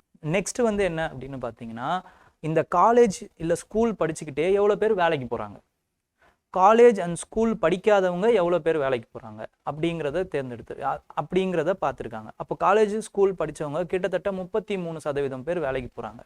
படிச்சுக்கிட்டே வேலைக்கு போகிறவங்களோட சதவீதம் இது. அப்போ படிக்காதவங்க எவ்வளோ பேர் போகிறாங்க அப்படின்னு பார்த்தீங்கன்னா 55% வேலைக்கு போகிறாங்க அப்படிங்கிறது தெரிஞ்சிருக்காங்க. நெக்ஸ்ட் வந்து என்னென்னு பார்த்தீங்கன்னா அவங்களோட திறனில் என்ன பார்க்குறாங்கன்னா அவங்களுடைய தாய்மொழியில் எவ்வளோ பேர் படிக்கிறாங்க. அவங்க எவ்வளோ பேர் படிக்கிறாங்க, எவ்வளோ பேரால் படிக்க முடியுது. கிட்டத்தட்ட 25% பேருக்கு மேலே வந்து அவங்களுடைய தாய்மொழியில் கூட அவங்களால படிக்க முடியல அப்படிங்கிறதுல இந்த சர்வே சொல்லுது. நெக்ஸ்ட் வந்து என்ன அப்படின்னு பார்த்தீங்கன்னா, எவ்வளோ பேர் வந்து பேசிக் மேத்தமேட்டிக்ஸ் போடுறாங்க. ஓகேங்களா, அது கிட்டத்தட்ட ஒரு 73% பேர் இருக்காங்க, பேசிக் மேத்தமேட்டிக்ஸை புரிஞ்சிக்கக்கூடியவங்க. நெக்ஸ்ட் வந்து எவ்வளோ பேர் வந்து இங்கிலீஷ் படிக்கிறாங்க. ஓகேங்களா, ஆங்கிலத்தில் எவ்வளோ பேர் படிக்கிறாங்க அப்படின்னு பார்க்குறாங்க. அவங்க படிக்கிறவங்களே எவ்வளோ பேர் அண்டர்ஸ்டாண்ட் பண்ணுறாங்க, அந்த புரிஞ்சு படிக்கிறாங்க அப்படிங்கிறதையும் இந்த சர்வே வந்து வெளிக்கொண்டு வருது. நெக்ஸ்ட் இம்பார்ட்டண்ட்டான விஷயம் என்ன அப்படின்னு பார்த்தீங்கன்னா, அவேர்னஸ் ஆன் டிஜிட்டல் ஆப்டிடியூட். அந்த டிஜிட்டல் திறனை பற்றி சில கேள்விகள். அதாவது வந்து என்னன்னா, கம்ப்யூட்டர் எவ்வளோ பேர் வச்சுருக்காங்க. ஓகேங்களா, கம்ப்யூட்டரில் எவ்வளோ பேர் வச்சிருக்கிறவங்களையே எவ்வளோ பேரால் அந்த கம்ப்யூட்டரை ஈஸியாக யூஸ் பண்ண முடியுது, எவ்வளோ பேர் வச்சில்லாதவங்கள எவ்வளோ பேர் கம்ப்யூட்டரை யூஸ் பண்ணுறாங்க. இப்படி பார்க்கும் பொழுது கிட்டத்தட்ட அவங்க கேட்ட அந்த 34,000 பேரில் 9% பேர் மட்டும்தான் கம்ப்யூட்டர் வச்சுருக்காங்க. கம்ப்யூட்டர்ன்ற ஒன்றத்தை வந்து வச்சிருக்கிறது 9% தான். அந்த 9%த்தில் கிட்டத்தட்ட 85% பேர் வந்து அவங்க கம்ப்யூட்டரை யூஸ் பண்ண முடியும் அப்படின்னு சொல்லியிருக்காங்க. மிச்சம் இருக்கிற 91% பேர் இருக்காங்கல்ல, அவங்களில் 34% பேர் கம்ப்யூட்டர் இல்லாமையே எங்களால் கம்ப்யூட்டரில் யூஸ் பண்ண முடியும்னு சொல்லியிருக்காங்க. அடுத்து வந்து ஸ்மார்ட் ஃபோன் கேட்டகரிக்கு வரும். ஓகேங்களா, ஸ்மார்ட் ஃபோனில் பார்த்தீங்க அப்படின்னா வந்து நிறைய பேர் வந்து எங்களால் வந்து யூஸ் பண்ண முடியும், நிறைய பேர் வச்சுருக்காங்க, அதே மாதிரி வந்து யூஸும் பண்ணுறாங்க. ஓகேங்களா, இதுதான் அந்த ஏசர் ரிப்போர்ட் சொல்லக்கூடிய சில தகவல்கள். ரொம்ப ரொம்ப இம்பார்ட்டண்ட். பிலிம்ஸை பொறுத்த வரைக்கும் பார்த்தீங்கன்னா ஏசர் வந்து யார் வந்து வெளியிடுறாங்க அப்படிங்கிறது ரொம்ப இம்பார்ட்டண்ட். நெக்ஸ்ட் வந்து மெயின்ஸில் பொறுத்த வரைக்கும் எஜுகேஷனுக்கு சம்மந்தப்பட்ட சில விஷயங்களுக்கு ஆன்சராக எழுதுறதுக்கு ரொம்ப ரொம்ப இம்பார்ட்டண்ட்டாக இருக்கும். இப்போ வந்து புதிய கல்விக் கொள்கை வந்திருக்கு. அது மட்டும் இல்லாமல் எஜுகேஷனை பற்றின சேலஞ்சஸை வந்து நீங்கள் மெயின்ஸில் எழுதுறதுக்கு இதை எக்ஸாம்பிளாக கோட் பண்ணி எழுதுறதுக்கு ரொம்ப ரொம்ப யூஸ்ஃபுல்லாக இருக்கும் இந்த கரண்ட் அஃபேர்ஸ். ஓகேங்களா, நெக்ஸ்ட் வந்து இன்டர்நேஷ்னல் நியூஸ் நம்ம பார்த்துருவோம். இன்டர்நேஷ்னல் நியூஸை பொறுத்த வரைக்கும் பார்த்தீங்க அப்படின்னா வந்து வேர்ல்டு எக்கனாமிக் ஃபோரம் பற்றி நியூஸ் வந்திருக்கு, உலக பொருளாதார மன்றம். ஓகேங்களா, அதில் அவங்க எப்பயுமே வந்து வேர்ல்டு எக்கனாமிக் ஃபோரம் வந்து வருஷம் ஆனுவலி அவங்க வந்து ஒரு மீட்டிங் போடுவாங்க. அது ஜனவரி மாதம் தான் போடுவாங்க. எந்த இடத்துல போடுவாங்கன்னா டேவோஸில் போடுவாங்க. இது பிலிம்ஸுக்கு ரொம்பவே யூஸ்ஃபுல்லான ஒரு விஷயம். ஓகேங்களா, அதுக்கப்புறம் இந்த வருஷத்துக்கான தீமும் அவங்க கேட்கறதுக்கு வாய்ப்பு இருக்குது. இந்த வருஷம் 2024க்கான தீம் என்ன அப்படின்னு பார்த்தீங்கன்னா ரீபில்டிங் த ட்ரஸ்ட். ஓகேங்களா, ரீபில்டிங் ட்ரஸ்ட். இதில் இந்தியா கலந்துருக்கா அப்படின்னா இந்தியா சார்பில் நம்மளுடைய உமன் அண்ட் சைல்டு டெவலப்மெண்ட் மினிஸ்டராக இருக்கக்கூடிய மிஸ் ஸ்மிருதி இரானி வந்து கலந்துருக்காங்க. ஓகேங்களா, அவங்க எதன் உணர்வில் இதை கலந்துருக்காங்க அப்படின்னு பார்த்தீங்க அப்படின்னா இந்த ஸ்பிரிட் ஆஃப் வாசுதெய்வ குடும்பகம். வாசுதெய்வ குடும்பகம் அப்படின்னா என்னன்னா, இது நம்மளுடைய G20ல நம்ம ரீசெண்டாக வந்து நம்ம தான் ஹெட் பண்ணோம். ஓகேங்களா, அதோடைய தீம் தான் இந்த வாசுதெய்வ குடும்பகம். வாசுதெய்வ குடும்பகம்னா ஒன் எர்த் ஒன் ஃபேமிலி அப்படின்னு அர்த்தம். ஒரே இந்த எல்லா பூமியில் இருக்கவங்களுமே பார்த்தீங்க அப்படின்னா வந்து எல்லாரும் ஒரே குடும்பத்தை சேர்ந்தவர்கள் தான் அப்படிங்கிறது தான் இந்த வாசுதெய்வ குடும்பம். எல்லாருமே வந்து கிருஷ்ணருடைய குடும்பம் அப்படிங்கிற மாதிரி தான் அர்த்தம். வாசுதேவங்கிறது கிருஷ்ணர் தான் அர்த்தம். ஓகேங்களா, இது எந்த இடத்துல இருந்து எடுக்கப்பட்ட டெக்ஸ்ட் அப்படின்னு பார்த்தீங்கன்னா மகா உபனிஷத்துலேருந்து எடுக்கப்பட்ட டெக்ஸ்ட். இதையுமே கேள்வியாக கேட்கறதுக்கு வாய்ப்புகள் இருக்குது. ஓகேங்களா, இந்த தீம் ஆஃப் G20 வாசுதெய்வ குடும்பகம் எந்த உபனிஷத்துலேருந்து எடுக்கப்பட்டது, இல்லை எந்த ஏன்ஷியன் டெக்ஸ்ட்லேருந்து எடுக்கப்பட்டது, இப்படி கேள்வியாக கேட்கலாம். ஓகேங்களா, மகா உபனிஷத். ஓகேங்களா, அப்போ இந்த வாசுதெய்வ குடும்பகம்ங்கிற அந்த ஸ்பிரிட்டை வச்சு தான் நம்ம எல்லா இடத்துலையும் கலந்துக்கிறோம், எல்லாரும் ஒன்று தான் அப்படிங்கிறது. நம்ம என்ன கொண்டு வரணும்னு நினைக்கிறோம் அப்படின்னு பார்த்தீங்கன்னா நம்மளுடைய நோக்கம்ங்கிறது சப்கா சாத் சப்கா விகாஸ், எல்லாருக்குமான எல்லா தரப்பட்ட மக்களுக்குமான டெவலப்மெண்ட் அப்படிங்கிறது தான் அர்த்தம். சப்கா சாத், எல்லாரும் ஒன்று சேர்ந்து எல்லாருக்குமான வளர்ச்சியை உண்டாக்கணும். சப்கா சாத் சப்கா விகாஸ், விகாஸுங்கிறது டெவலப்மெண்ட். ஓகேங்களா, இதன் அடிப்படையில் தான் நம்ம கலந்துருக்கிறோம். நம்ம இந்த வேர்ல்டு எக்கனாமிக் ஃபோரமில் ஒரு அலையன்ஸை லான்ச் பண்ணியிருக்கோம். அது என்ன அலையன்ஸ் அப்படின்னு பார்த்தீங்கன்னா global good alliance for gender equity and equality இப்படிங்கிற அந்த அலையன்ஸை கிரியேட் பண்ணியிருக்கோம். இது எதுக்கான அலையன்ஸ் அப்படின்னு பார்த்தீங்கன்னா உலகத்தில் இருக்கக்கூடிய எல்லா பெஸ்ட் ப்ராக்டிசஸையுமே வந்து இந்த அலையன்ஸில் வந்து இன்ட்ரடியூஸ் பண்ணுவாங்க. எதுக்காக அப்படின்னு பார்த்தீங்கன்னா விமனுடைய ஹெல்த், ஓகேங்களா, அதுக்கப்புறம் எஜுகேஷன், அதுக்கப்புறம் என்டர்பிரைஸ், ஓகேங்களா, இது எல்லாத்தையுமே வளர்க்குறதுக்காக இந்த குளோபல் அலையன்ஸை வந்து போட்டிருக்காங்க, ஓகேங்களா. இது மட்டும் இல்லாமல் வி லீட் லான்ச் அப்படிங்கிற ஒரு லான்ச்சை வந்து இந்த ஒரு இனிஷியேட்டிவை வந்து சைல்டு டெவலப்மெண்ட் மினிஸ்டர் வந்து இன்ட்ரடியூஸ் பண்ணாங்க இந்த வேர்ல்டு எக்கனாமிக் ஃபோரமில். இப்போ நம்ம இந்த வேர்ல்டு எக்கனாமிக் ஃபோரமையும் தெரிஞ்சுக்கணும் என்ன அப்படிங்கிறது. அப்போ இதை யார் உருவாக்குனாங்க, இதோடைய மெயினான மோட்டிவ் என்ன, இதோடைய ஃபண்டிங் எங்கேருந்து வருது, இதுக்கு முன்னாடி என்னென்னலாம் இம்பார்ட்டண்ட்டான ஒர்க்ஸ் பண்ணியிருக்கு, என்ன ரிப்போர்ட் வெளியிட்டிருக்கு, இந்த மாதிரி நம்ம பார்க்கலாம், ஓகேங்களா. ஃபர்ஸ்ட் வந்து இதை யார் லான்ச் பண்ணாங்க அப்படின்னு பார்த்தீங்கன்னா கிளாஸ் ஷ்வாப் அப்படிங்கிற ஒருத்தர் வந்து 1971 லான்ச் பண்ணார், ஓகேங்களா.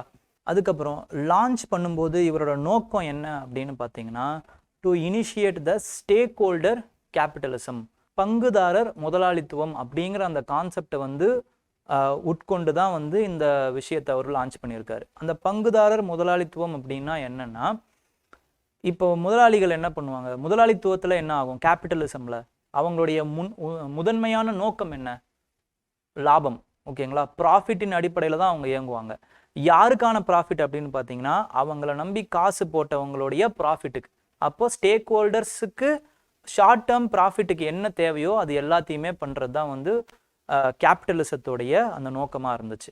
அதை வந்து உடச்சி ப்ராஃபிட்டின் அடிப்படையில் மட்டும் நம்ம ஓடாமல் லாங் டேர்மில் ஒரு வேல்யூ சிஸ்டம் வந்து நம்ம வந்து செயல்படுத்தணும் அப்படிங்கிற அந்த நோக்கத்தின் மூலமாக, அது மட்டும் இல்லாமல் எல்லாருக்குமே ஸ்டேக் ஹோல்டர்ஸுக்கு மட்டும் இல்லாமல் அந்த கம்பெனிக்கு, அதுக்கப்புறமா வந்து அது செய்யல ஊழியர்களுக்கு, ஒர்க்கர்ஸுக்கு, அதுக்கப்புறமா வந்து அந்த ப்ராடக்ட்ஸ் மூலமாக பயனடைகிற கஸ்டமர்ஸுக்கு எல்லாருக்குமே வந்து ஒரு நன்மை லாங் டேர்மில் கிடைக்கணும், ஒரு வேல்யூ பேஸ்டு சிஸ்டமை வந்து உருவாக்கணுங்கிறது தான் இந்த ஸ்டேக் ஹோல்டர் கேபிட்டலிசத்தோடைய ஒரு உண்மையான நோக்கம், ஓகேங்களா.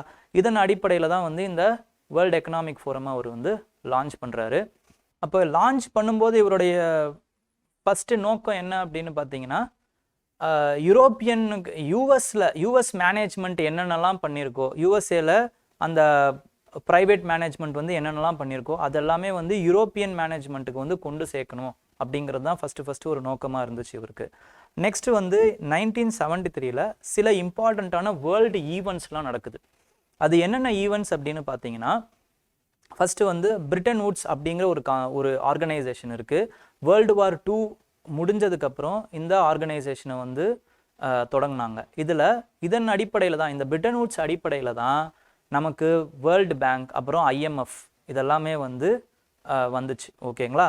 இந்த சிஸ்டம் வந்து பார்த்தீங்க அப்படின்னா எப்படி செயல்படும்னா ஃபிக்ஸ்டு எக்ஸ்சேஞ்ச் ரேட் மூலமாக தான் செயல்படும். அதாவது டாலர் வந்து எப்படி அடிச்சிட்டு இருந்தாங்க 1973 வரைக்கும் அப்படின்னா, இந்த உலகத்தில் இருக்கிற யூஎஸ் கிட்ட இருக்கிற அந்த கோல்டு ரிசர்வ்ஸ் எவ்வளோ இருக்கோ அதுக்கு மட்டும்தான் வந்து டாலர்ஸ் அடித்தாங்க, ஓகேங்களா. அது ஃபிக்ஸ்டாக இருந்துச்சு, ஓகே. அந்த எக்ஸ்சேஞ்ச் ரேட் வந்து ஃபிக்ஸ்டாக இருந்துச்சு. இது வந்து ஒரு இந்த சிஸ்டம் வந்து 1973 கொலாப்ஸ் ஆச்சு, ஓகேங்களா. அப்போ ஃபிக்ஸ்டு எக்ஸ்சேஞ்ச் ரேட்லேருந்து ஃப்ளோட்டிங் எக்ஸ்சேஞ்ச் ரேட்டுக்கு மாறுச்சு, ஓகே.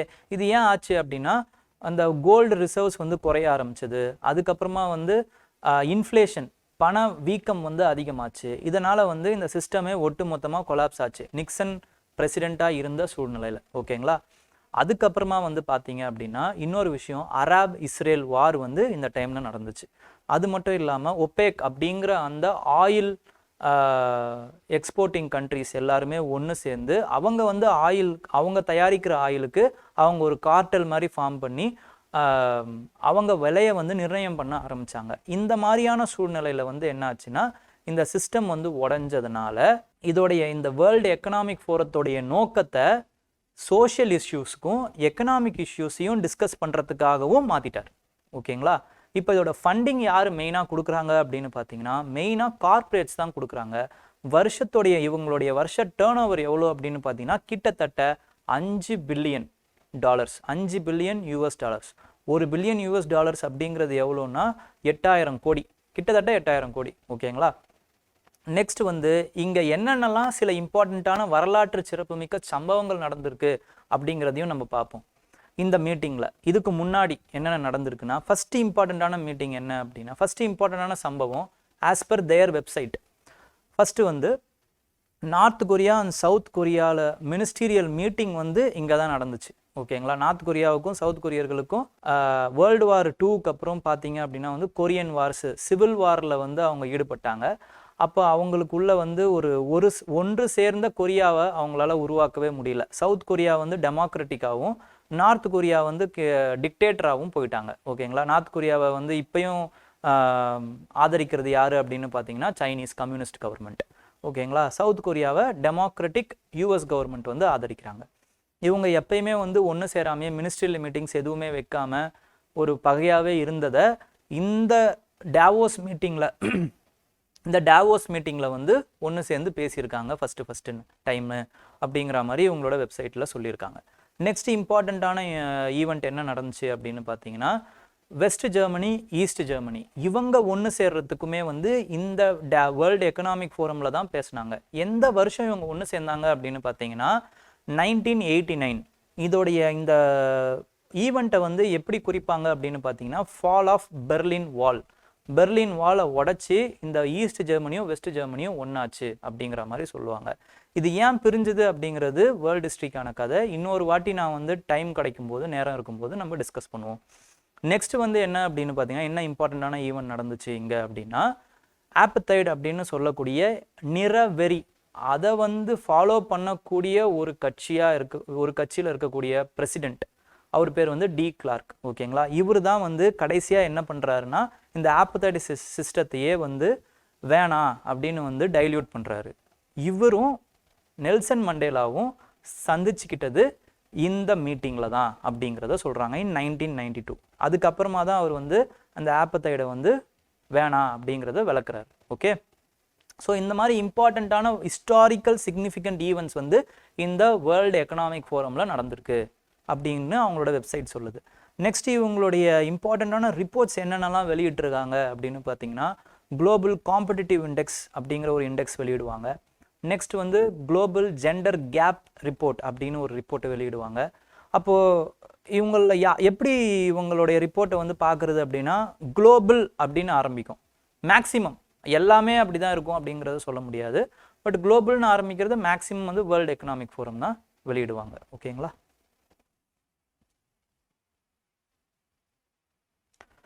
நெக்ஸ்ட் வந்து என்விரான்மெண்ட் சம்மந்தப்பட்ட நியூஸுக்கு நம்ம போயிடலாம். என்விரான்மெண்ட் சம்மந்தப்பட்ட நியூஸில் என்ன இம்பார்ட்டண்ட்டாக இருக்குன்னு பார்த்தீங்கன்னா scientist characterised a natural pathogenic fungi to save eucalyptus forest from devastating pest. இந்த டெவாஸ்டேட்டிங் பெஸ்டோடைய பேர் என்ன அப்படின்னு பார்த்தீங்கன்னா யூக்கலிப்டஸ் ஸ்னவுட் பீட்டில். ஓகேங்களா, இந்த ஸ்னவுட் பீட்டில் எப்படி வந்து சஸ்டெயினபிளான முறையில் கொள்வது அப்படிங்கிறது தான் வந்து ரிசர்ச்சர்ஸ் வந்து கண்டுபிடிச்சிருக்காங்க. எப்படி கண்டுபிடிச்சிருக்காங்க அப்படின்னா இதை வந்து இதோடைய நேச்சுரலான ஒரு பேத்தோஜனான நேச்சுரலாக இதை கொல்லக்கூடிய ஒரு ஃபங்கை பூஞ்சையை வந்து கண்டுபிடிச்சிருக்காங்க. ஓகேங்களா, அந்த பூஞ்சை பேர் என்ன அப்படின்னு பார்த்தீங்கன்னா பெவாரியா பெசனியா. ஓகேங்களா, இந்த பூஞ்சை தான் அதோடைய பேர். ஓகேங்களா, இது என்ன பண்ணுது யூக்கலிப்டஸ் ட்ரீயை, இந்த ஸ்னவுட் பீட்டில் என்ன பண்ணுது யூக்கலிப்டஸ் ட்ரீயை அப்படின்னு பார்த்தீங்கன்னா இதோடைய இலைகளை வந்து இது சாப்பிடுது.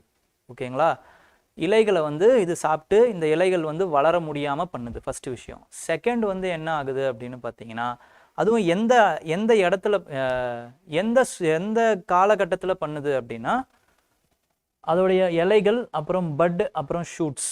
ஓகேங்களா, இலைகள் தழைகள் அப்புறமா வந்து தளிர்கள். ஓகேங்களா, இது எல்லாத்தையுமே அது சாப்பிடுது. ஓகே, அப்போ யூக்கலிப்டஸ் மரமே வளர முடியாமல் போகுது அப்படிங்கிறத சொல்கிறாங்க. இது எங்கே மெயினாக இருக்கும் அப்படின்னா யூக்கலிப்டஸ் மரம் எங்கே இருக்கும், ஆஸ்திரேலியாவில் இருக்கும். அப்போ இந்த டிசீஸுமே இந்த பெஸ்ட்டுமே பார்த்தீங்க அப்படின்னா வந்து ஆஸ்திரேலியாவில் தான் இருக்குது. ஆனால் யூக்கலிப்டஸ் எங்கெங்கெல்லாம் வந்து போச்சோ அங்கேயுமே வந்து இந்த பெஸ்ட்டுமே வந்து அது கூட போகுது. எப்படி போகுது அப்படின்னா யூக்கலிப்டஸ் ட்ரீயை வந்து டிரான்ஸ்போர்ட் பண்ணும்போது தெரியாமல் வந்து இந்த பெஸ்ட்டையுமே வந்து சேர்த்து அந்த பெஸ்ட்னால பாதிக்கப்பட்ட யூக்கலிப்டஸ் ட்ரீயும் வச்சு டிரான்ஸ்போர்ட் பண்ணும்போது அங்கே எந்தெந்த இடத்துலலாம் டிரான்ஸ்போர்ட் பண்ணாங்களோ அந்த இடத்துலலாம் போகுது. ஓகேங்களா, யூக்கலிப்டஸ் மரத்தை வந்து நம்ம பாதுகாக்கணும்னு நினைக்கிறோம்ல, அந்த யூக்கலிப்டஸ் மரமே என்ன அப்படின்னு பார்த்தீங்கன்னா ஒரு ஊடுருவி இனம் தான், அதாவது இன்வேசிவ் ஸ்பீசிஸ் தான். ஓகேங்களா, அதையும் நம்ம நல்லா தெரிஞ்சுக்கணும். ஏன் இன்வேசிவ் ஸ்பீசிஸ்னா இது அந்த கிரவுண்ட் வாட்டர் லெவல் இருக்குல்ல அதை வந்து நிறைய குறைக்குது அப்படிங்கிறத சொல்கிறாங்க. ஓகேங்களா, நெக்ஸ்ட் என்ன நியூஸ் அப்படின்னு பார்த்தீங்கன்னா ஆலிவ் ரிட்லி டர்ட்டில்ஸ் பற்றின நியூஸ். ஆலிவ் ரிட்லி டர்ட்டில்ஸ் இது வந்து ஆமைகள் வந்து முட்டையிடும் காலம் தொடங்கும். வனத்துறை செயலாளர் சுப்ரியா சாஹூ வந்து போட்டிருக்காங்க இந்த நியூஸை.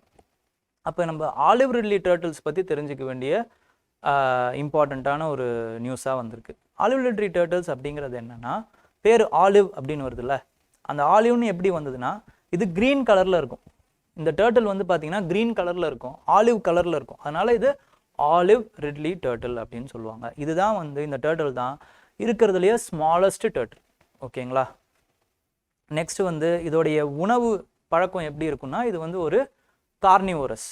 ஓகேங்களா, மாமிச உண்ணியாக இருக்குது. எதெல்லாம் சாப்பிடும் அப்படின்னு பார்த்தீங்கன்னா, நத்தை, அப்புறமா வந்து எறா, அதுக்கப்புறமா வந்து ஜெல்லி ஃபிஷ், ஓகேங்களா, மோலஸ்கஸ், இந்த மாதிரி வந்து எல்லா சின்ன சின்ன கடல் உயிரினங்களையும் இது சாப்பிடுது.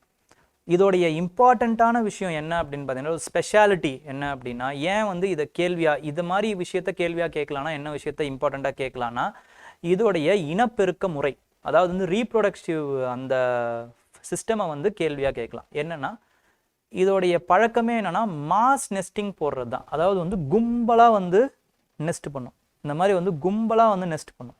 இதுதான் வந்து இதோடைய பழக்கம். இந்த பழக்கத்தின் பேர் என்ன அப்படின்னு பார்த்தீங்கன்னா அரிபடா மெத்தட் அப்படின்னு சொல்லுவாங்க. ஓகேங்களா. அப்போ அரிபடா மெத்தட் வந்து எந்த உயிரினம் செய்யும் அப்படின்னு கேட்கலாம். ரீப்ரொடக்டிவ் சிஸ்டம் வந்து எந்த உயிரினம் ஃபாலோ பண்ணணும்னு கேட்குறதுக்கு கேள்விகள் நிறைய இருக்குது. அப்போ இது வந்து என்னது, ஆலிவ் ரிட்லி டர்ட்டில் அப்படின்னு நம்ம சொல்லலாம். அதுக்கப்புறம் ஃபீமேல்ஸ் வந்து கிட்டத்தட்ட மண்ணை தோண்டி 1.5 ஃபீட்டு கீழே வந்து அந்த முட்டைகளை இட்டுட்டு போகும். ஓகேங்களா. இது எதனால் பாதிப்பு அப்படின்னு பார்த்தீங்கன்னா, ஃபஸ்ட்டு வந்து அன்சஸ்டைனபிள் அன்ஃப்ரெண்ட்லி ஃபிஷ்ஷிங் ப்ராக்டிசஸ்.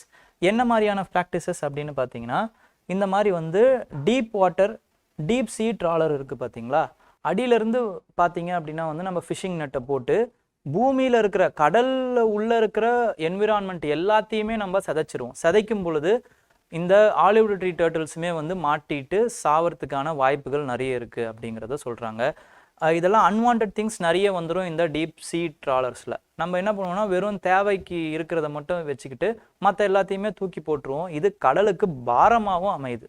ஓகேங்களா. ஏன்னா அந்த கடலுக்கு அடியில் தான் கிட்டத்தட்ட வந்து பவழப்பாறைகள்லேருந்து எல்லா இம்பார்ட்டண்ட்டான கடலுடைய ஹேபிடேட்ஸுமே இருக்குது. ஓகேங்களா. அது அழியறதுக்கும் நிறைய வாய்ப்புகள் இருக்குது இந்த மாதிரி அன்சஸ்டைனபிள் ஃபிஷிங் மெத்தட்ஸ்னால. இந்த பாட்டம் ட்ராலர்ஸ் மட்டும் இம்பார்ட்டண்ட்டான அன்சஸ்டைனபிள் ஃபிஷிங் மெத்தட் கிடையாது. நம்ம என்ன பண்ணுறோம் அப்படின்னு பார்த்தீங்கன்னா, டைனமைட் ஃபிஷிங் அப்படிங்கிற ஒரு மெத்தடையும் யூஸ் பண்ணுறோம். அதாவது வந்து வெடிகுண்டு போட்டு அது வெடிக்கிறதன் மூலமாக ஃபிஷ்ஷு செதறும். அதன் மூலமாக அந்த அதிர்ச்சியில் நிறைய ஃபிஷ்கள் சாகும். அந்த ஃபிஷ்களை வந்து எடுப்போம். அந்த அதிர்ச்சியில் ஃபிஷ்கள் மட்டும் சாவாது, மீன்கள் மட்டும் சாவாது, மற்ற உயிரினங்களும் செத்து போகுது. அதில் ஒரு உயிரினம் வந்து ஆலிவ் ரிட்லி டர்ட்டில்ஸாக இருக்குது. இது மட்டும் இல்லாமல் இது போட்டுட்டு போகிற முட்டைகள் பொரிக்கிறதுக்கு கிட்டத்தட்ட 45லேருந்து 60 நாட்கள் ஆகும். அதுக்குள்ளே அந்த ப்ரெடேட்டர்ஸ், நேச்சுரல் ப்ரெடேட்டர்ஸாக இருக்கக்கூடிய அந்த தெரு நாய்கள், ஸ்ட்ரே டாக்ஸ் அப்படின்னு சொல்லுவாங்க, அதெல்லாம் வந்து அந்த முட்டைகளை சாப்பிட்டுட்டு போகிறதுக்கு நிறைய வாய்ப்புகள் இருக்குது. ஓகேங்களா. ஸோ இதை எப்படி நம்ம தடுக்கிறாங்க அப்படின்னு பார்த்தீங்கன்னா, எல்லா மீனவர்களும் யாரெல்லாம் பிடிக்கிறீங்களோ அவங்கெல்லாம் டர்ட்டில் எக்ஸ்க்ளூடிங் டிவைசஸ் அப்படிங்கிற அந்த டிவைசஸ் வந்து கட்டாயமாக பயன்படுத்தணும் அப்படிங்கிறத சொல்கிறாங்க மீன் பிடிக்கும் பொழுது. நெக்ஸ்ட் வந்து வேர்ல்டு வைல்ட் லைஃப் ஃபோரம், ஓகேங்களா, WWF, ரிஷிகுல்யா அந்த அத்தாரிட்டியோடு சேர்ந்து அவங்க என்ன பண்ணுறாங்கன்னா,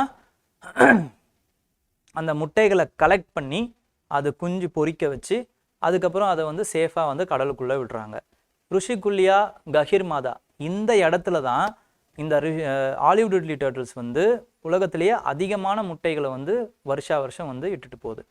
இதோடைய ஹேபிடேட்ஸ் எது வரைக்கும் இருக்குது அப்படின்னு பார்த்தீங்கன்னா, பசிபிக், ஓகேங்களா, அட்லாண்டிக், இந்தியன் ஓஷன், இது எல்லாத்துலேயுமே பெருகி இருக்குது. இப்போ இவ்வளோ பெருசாக இருக்கிறதுனால இதோடைய IUCN ஸ்டேட்டஸ் பார்த்தீங்க அப்படின்னா வல்னரபிள் கேட்டகரியில் இருக்குது. ஓகேங்களா. அதற்கப்புறம் இதோடைய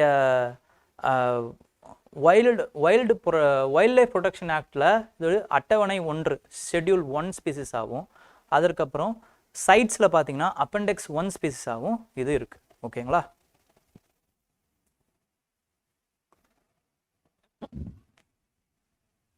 In which of the following places in India are olive ridley turtles known to nest? இந்தியாவில் பின்வரும் எந்த இடங்களில் ஆலிவ் ரிட்லி ஆமைகள் கூடு கட்ட தெரியும்?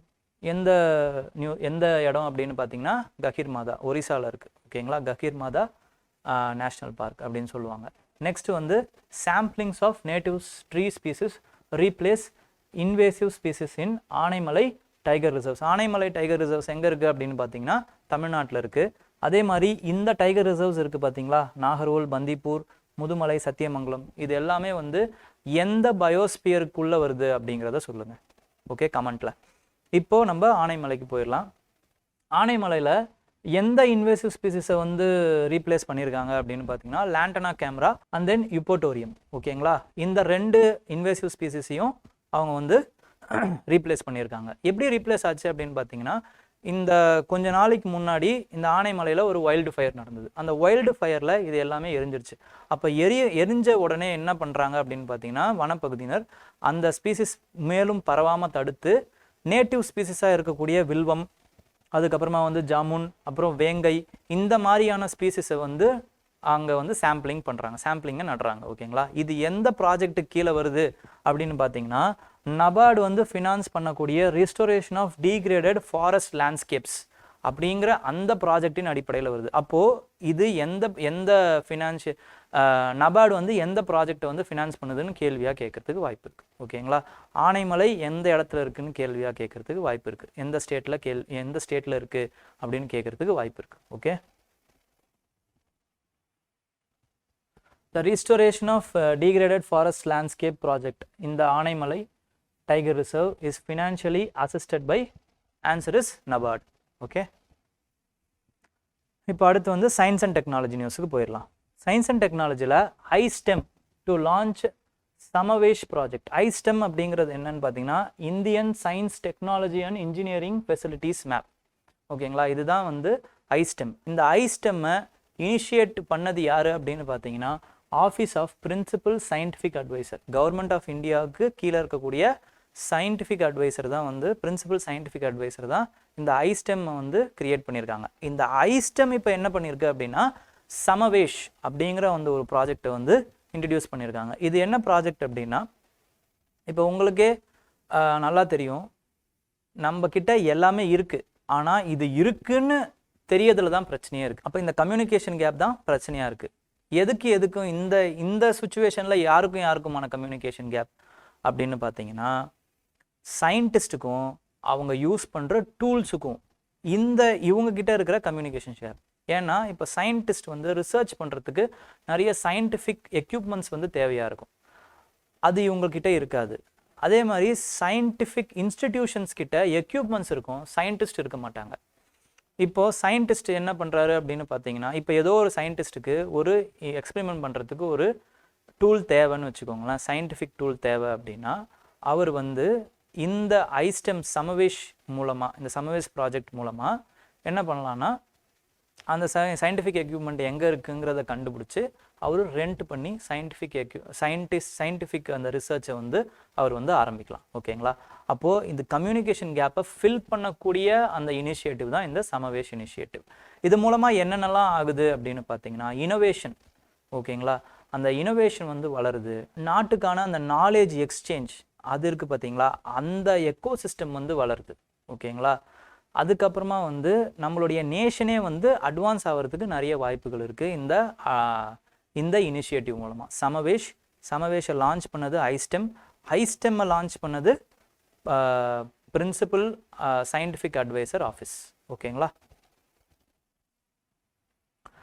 நெக்ஸ்ட் வந்து ஒரு இம்பார்ட்டண்ட்டான நியூஸ் என்ன அப்படின்னா Chinese film develops nuclear battery. இந்த நியூக்ளியர் பேட்டரி எது வரைக்கும் இருக்கும் அப்படின்னு பார்த்தீங்கன்னா கிட்டத்தட்ட சார்ஜிங்கே இல்லாமல் 50 years வரைக்கும் இருக்கும் அப்படிங்கிறத சொல்கிறாங்க. இது வந்து இப்போதைக்கு ஒரு ப்ரோட்டோடைப்பாக தான் ரிலீஸ் பண்ணியிருக்காங்க. இந்த சைனீஸ் ஃபிலிமோட பேர் என்ன அப்படின்னு பார்த்தீங்கன்னா பெட்டாவோல்ட். இவங்க என்ன பண்ணியிருக்காங்க அப்படின்னு பார்த்தீங்கன்னா ஒரு 63 நியூக்ளியர் ஐசோடோப்ஸை ஒன்று மேலே அடுக்கி ஒரு சின்ன காயின் ரேஞ்சுக்கு ஒன்று மேலே அடுக்கி என்ன பண்ணியிருக்காங்கன்னா ஒரு நியூக்ளியர் பேட்டரியை வந்து உருவாக்கியிருக்காங்க. இது எப்படி வந்து இதை வந்து சார்ஜ் பண்ணும் எப்படி சார்ஜ் பண்ணும் அப்படின்னா ரேடியோ ஐசோடோப்ஸ் இருக்குல்ல, கதிரியக்க ஐசோடோப்ஸ், அது டீகே ஆகும். ஓகேங்களா, டீகே ஆகி அது வந்து எலக்ட்ரிக்கல் எனர்ஜியாக வந்து அது வந்து மாறும். ஓகேங்களா, இதன் அடிப்படையில் அது சார்ஜ் ஆகுது. அப்போ லாஸ்ட்டாக வந்து இது வந்து நியூக்ளியர் வேஸ்ட்டாக ஆகிறதுக்கு வாய்ப்பு இருக்கா அப்படின்னு கேட்டிங்கன்னா அது கிடையாது. ஏன்னா ஐசோடோப்ஸ் வந்து கடைசியாக வந்து 50 வருஷம் கழித்து டீக்ரேட் ஆகும் பொழுது அது காப்பருடைய ஐசோடோப்பாக மாறுது. அதனால் இது முழுக்க முழுக்க என்விரான்மெண்டல் ஃப்ரெண்ட்லியாக இருக்கக்கூடிய ஒரு ப்ராடக்ட் அப்படின்னு வந்து இந்த கம்பெனி வந்து சொல்லியிருக்காங்க. ஓகேங்களா. நெக்ஸ்ட்டு வந்து இது ரொம்ப டைட் பேக்டாக இருக்கிறதுனால, லேயராக வந்து டைட் பேக்காக இருக்கிறதுனால இது வந்து ஃபயர் ரெசிஸ்டண்ட்டாகவும் இருக்கும் அப்படிங்கிறத சொல்லியிருக்காங்க. கிட்டத்தட்ட -60 டிகிரி செல்சியஸ்லேருந்து 120 செல்சியஸ் டிகிரி வரைக்கும் இந்த பேட்டரியால் பயன்படுத்த முடியும் அப்படிங்கிறத சொல்கிறாங்க. ஏன் இவ்வளோ எக்ஸ்ட்ரீமாக போகுதுன்னா, இது வந்து நுகர்வோர் கன்சியூமர்ஸுக்கான பேட்டரி இப்போதைக்கு இல்லை. இது வந்து லாங் டைம் ப்ராஜெக்ட்ஸ் மாதிரியான ப்ராஜெக்ட்ஸுக்கு, அதாவது வந்து ஸ்பேஸ் ப்ராஜெக்ட்ஸு, இந்த மாதிரியான ப்ராஜெக்ட்ஸுக்கு முதல்ல வந்து இதை ட்ரை பண்ணலாம் அப்படிங்கிறதுக்காக தான் இந்த விஷயத்தை கண்டுபிடிச்சிருக்காங்க. அப்போது ஸ்பேஸில் பார்த்தீங்க அப்படின்னா நிறைய டெம்பரேச்சர் டிஃப்ரென்ஸ் இருக்குங்கிறதுனால அந்த டெம்பரேச்சர் டிஃப்ரென்ஸை தாங்கக்கூடிய அளவுக்கு இந்த பேட்டரியை வடிவமைச்சிருக்காங்க. ஓகேங்களா. நெக்ஸ்ட் வந்து இம்பார்ட்டன்ட் டேஸ் பார்க்குறோம். இம்பார்ட்டன்ட் டேஸில் பார்த்தீங்க அப்படின்னா வந்து ஃபர்ஸ்ட் வந்து 14th January வந்து ஆர்ம்டு ஃபோர்ஸஸ் வெட்ரன்ஸ் டே. இது யாருடைய நினைவாக வந்து கொண்டாடுறாங்க அப்படின்னா ஏர்ஃபீல்டு மார்ஷல் KM கரியப்பா. அவர் வந்து அவரோட ரிட்டையர்மெண்ட்னால வந்து ஆர்ம்டு ஃபோர்ஸஸ் வெட்ரன்ஸ் டேவாக கொண்டாடுறாங்க. ஓகேங்களா. நெக்ஸ்ட் வந்து அதே 14th January வந்து இட் இஸ் செலிப்ரேட்டட் வேர்ல்டுடைய லாஜிக் டேவாக வந்து செலிப்ரேட் பண்ணுறாங்க. வேர்ல்டு லாஜிக் டே. இதை யார் இன்ட்ரடியூஸ் பண்ணுறாங்க அப்படின்னா வந்து யுனெஸ்கோ இன்ட்ரடியூஸ் பண்ணாங்க. ஓகேங்களா. அதே January 14 60th ஃபவுண்டேஷன் டேவை Food Corporation of India celebrate பண்ணுது. இந்த ஃபுட் கார்பரேஷன் ஆஃப் இந்தியா வந்து எப்படி தொடங்கப்பட்டதுன்னு பார்த்தீங்கன்னா ஃபுட் கார்பரேஷன் ஆக்ட் மூலமாக வந்து இந்த பாடியை தொடங்கியிருக்காங்க. அப்போ ஒரு ஆக்ட் மூலமாக தொடங்கினதுனால இது வந்து ஒரு ஸ்டாட்யூட்டரி பாடி. ஓகேங்களா. நெக்ஸ்ட் வந்து என்ன அப்படின்னு பார்த்தீங்கன்னா இதோடைய ஹெட் குவார்ட்டர்ஸ் அப்போ தொடங்கும் போது எங்கே இருந்துச்சு அப்படின்னு பார்த்தீங்கன்னா சென்னையில் இருந்துச்சு. ஓகே. ஃபஸ்ட்டு டிஸ்ட்ரிக்ட் ஆஃபீஸ் எங்கே தொடங்கினாங்க அப்படின்னா தஞ்சாவூரில் தொடங்கினாங்க. ஓகேங்களா. Next NDRF national disaster relief fund raising day வந்து January 19 வந்து கொண்டாடப்படுது. ஓகேங்களா. நெக்ஸ்ட் வந்து சர்விக்கல் கேன்சர். இந்த சர்விக்கல் கேன்சர் தான் பார்த்தீங்கன்னா உலகிலேயே பெண்களுக்கு செகண்ட் அதிகமாக பாதிப்பு ஏற்படுத்தக்கூடிய கேன்சர். ஓகேங்களா. முதல்ல இருக்கக்கூடிய கேன்சர் வந்து செஸ்ட் கேன்சர். ஓகேங்களா. இந்த சர்விக்கல் கேன்சருடைய அவேர்னஸ் மந்த்தாக வந்து ஜான்வரி மாதம் ஃபுல்லாகவே நம்ம அந்த அவேர்னஸ் மந்த்தை வந்து நம்ம அனுசரிக்கிறோம். ஓகே. இதன் அடிப்படையில் என்ன பண்ணியிருக்காங்க அப்படின்னு பார்த்தீங்கன்னா government of India human papilloma virus vaccination campaign வந்து 9லிருந்து 14 வயதுக்கு உட்பட்ட பெண் குழந்தைகளுக்கு வந்து போடணும் அப்படின்னு ஒரு கேம்பெயின் வந்து ஸ்டார்ட் பண்ணியிருக்காங்க. ஓகேங்களா. நெக்ஸ்ட் வந்து ஒன்லைன் கரண்ட் அஃபேர்ஸ். இதையுமே நான் என்ன பண்ணியிருக்கேன் அப்படின்னு பார்த்தீங்கன்னா Tamil Nadu, international, economy, science and technology, environment, அப்புறம் மிஸ்லேனியஸ்ன்னு பிரிச்சிருக்கேன். ஓகேங்களா. இப்போ நம்ம எதாவது இம்பார்ட்டண்ட்டான ஒன்லைன் கரண்ட் அஃபேர்ஸோ அதை கொஞ்சம் டீட்டெயில்டாகவும் மற்றதெல்லாம் வந்து இப்படி இருக்குங்கிறத பார்ப்போம். ஓகே. ஃபஸ்ட்டு வந்து தமிழ்நாட்டில் சென்னை தான் வந்து சேஃபஸ்ட் சிட்டி ஃபார் உமன் அப்படின்னு வந்து நேஷ்னல் கிரைம் ரெக்கார்ட்ஸ் பியூரோ வந்து சொல்லியிருக்காங்க. ஓகேங்களா. Next Tamil Nadu chief minister Chennai சங்கமமில் நம்ம ஊர் திருவிழா அப்படின்ற ஒரு விஷயத்தை லான்ச் பண்ணியிருந்தார். ஓகேங்களா. இது வந்து நியூஸில் இருந்துச்சு. நெக்ஸ்ட் வந்து நேஷ்னல் நியூஸில் பார்த்தீங்க அப்படின்னா இந்தியாவுடைய ஃபஸ்ட்டு ஸ்டீல் ஸ்லாக் ரோடாக வந்து NH-66 இருக்கக்கூடிய Mumbai and Goa national highway வந்து இனாகரேட் பண்ணியிருக்காங்க. Steel slack road. ஸ்டீல் ஸ்லாகுங்கிறது என்னன்னு பார்த்தீங்கன்னா ஸ்டீலை உருவாக்கி அதுக்கப்புறம் அது பை ப்ராடக்டாக வரக்கூடிய ஒரு ப்ராடக்ட். ஓகேங்களா. அந்த ஸ்லாகை வச்சு ஒரு ரோடு கிரியேட் பண்ணியிருக்காங்க. ஓகேங்களா. வேஸ்ட்டை வந்து திருப்பி மறுசுழற்சி பண்ணியிருக்காங்க. சர்க்குலார் எக்கானமி எக்ஸாம்பிளாக நம்ம போடலாம். ஓகே. நெக்ஸ்ட் வந்து ஆந்திர பிரதேஷ் கவர்மெண்ட் என்ன பண்ணியிருக்காங்கன்னா வேர்ல்ட்ஸ் டாலஸ்ட் BR அம்பேத்கர் ஸ்டாச்சுவை அவங்க வந்து அன்வெயில் பண்ணியிருக்காங்க. ஓகேங்களா. திறந்துருக்காங்க. இந்த ஸ்டாச்சுவோடைய பேர் என்னன்னா statue of social justice. Okay. எங்கே அப்படின்னு பார்த்தீங்கன்னா விஜயவாடாவில் திறந்துருக்காங்க. ஓகேங்களா. நெக்ஸ்ட் வந்து சூரத் அண்ட் இண்டோர். சூரத் வந்து குஜராத்தில் இருக்குது, இண்டோர் வந்து மத்திய பிரதேஷில் இருக்குது. இவங்க தான் வந்து கிளீனஸ்ட் சிட்டியாக வந்து இந்தியன் கவர்மெண்ட் அறிவிச்சிருக்காங்க. ஓகேங்களா. நம்மளுடைய சென்னை எங்கே இருக்குது அப்படின்னு பார்த்தீங்கன்னா கிட்டத்தட்ட 199 இருக்குது. ஓகேங்களா. மொத்தமாக எவ்வளோ சிட்டிஸை வந்து கணக்கெடுக்கிறாங்கன்னா 446 சிட்டிஸை கணக்கெடுக்கிறாங்க. ஓகேங்களா. அப்போ அந்த 446வது சிட்டி என்ன அப்படிங்கிறத கமெண்ட்டில் சொல்லுங்கள். Next, the government of India has decided to include Farsi, Persian language as a classical language, செம்மொழியாக வந்து அதை வந்து உயர்த்தலாம் அப்படிங்கிறது கவர்மெண்ட் ஆஃப் இந்தியா வந்து முடிவு பண்ணியிருக்காங்க. ஓகேங்களா? அப்போ ஃபஸ்ட்டு செம்மொழி எது அப்படின்னு பார்த்தீங்கன்னா தமிழ் தான். ஓகேங்களா? நெக்ஸ்ட் வந்து National Highway Authority of India has started the one vehicle one FASTag initiative. ஒரு வெஹிக்கிளுக்கு ஒரு ஃபாஸ்டேக் தான் இருக்கணும் அப்படின்னு National Highways Authority of India வந்து ஒரு கேம்பெயின் வந்து ஒரு இனிஷியேட்டிவை ஸ்டார்ட் பண்ணியிருக்காங்க. ஓகேங்களா? அதுக்கப்புறம் இந்த கண்ட்ரீஸ் லாங்கஸ்ட் பிரிட்ஜ், இதெல்லாம் ஃபிலிம்ஸில் கேட்குறதுக்கு நிறைய வாய்ப்பு இருக்குது. Countries longest bridge over the sea 22 kilometres. இதோடைய லென்த் எவ்வளோன்னு பார்த்தீங்கன்னா 22 கிலோமீட்டர்ஸ். இதுதான் வந்து கண்ட்ரியோட longest bridge over the sea. ஓகேங்களா? எங்கன்னா மும்பை டிரான்ஸ் ஹார்பர் லிங்க். ஓகேங்களா? அதோட பேர் வந்து அட்டல் சேது. ஓகேங்களா? அட்டல் பிகாரி வாஜ்பாய் அவரோட நினைவில் இதை வச்சுருக்காங்க. சேது அப்படின்றது பிரிட்ஜ் அப்படின்னு அர்த்தம். ஓகேங்களா? இப்போ கூட வந்து ராமர் பாலத்தை ராம் சேதுன்னு தான் சொல்லுவோம், உங்களுக்கே ஞாபகம் இருக்கும். நெக்ஸ்ட் வாங்க. The 27th national youth festival was held in Nashik, Maharashtra. Next international news. International நியூஸில் ரொம்ப பெருசாக இல்லை, ரெண்டே விஷயம் தான் இருக்குது. United Nations Development Programme UNDP உக்ரைனில் என்ன பண்ணியிருக்காங்கன்னா கவர்மெண்ட் ஆஃப் டென்மார்க்கோட சேர்ந்து க்ரீன் ரூம் அப்படின்னு ஒரு ரூமை வந்து கிரியேட் பண்ணியிருக்காங்க. இது எதுக்குன்னு பார்த்தீங்கன்னா இப்போ வார் நடந்துகிட்டு இருக்கு உக்ரைன்லன்னு உங்கள் எல்லாருக்குமே நல்லா தெரியும்.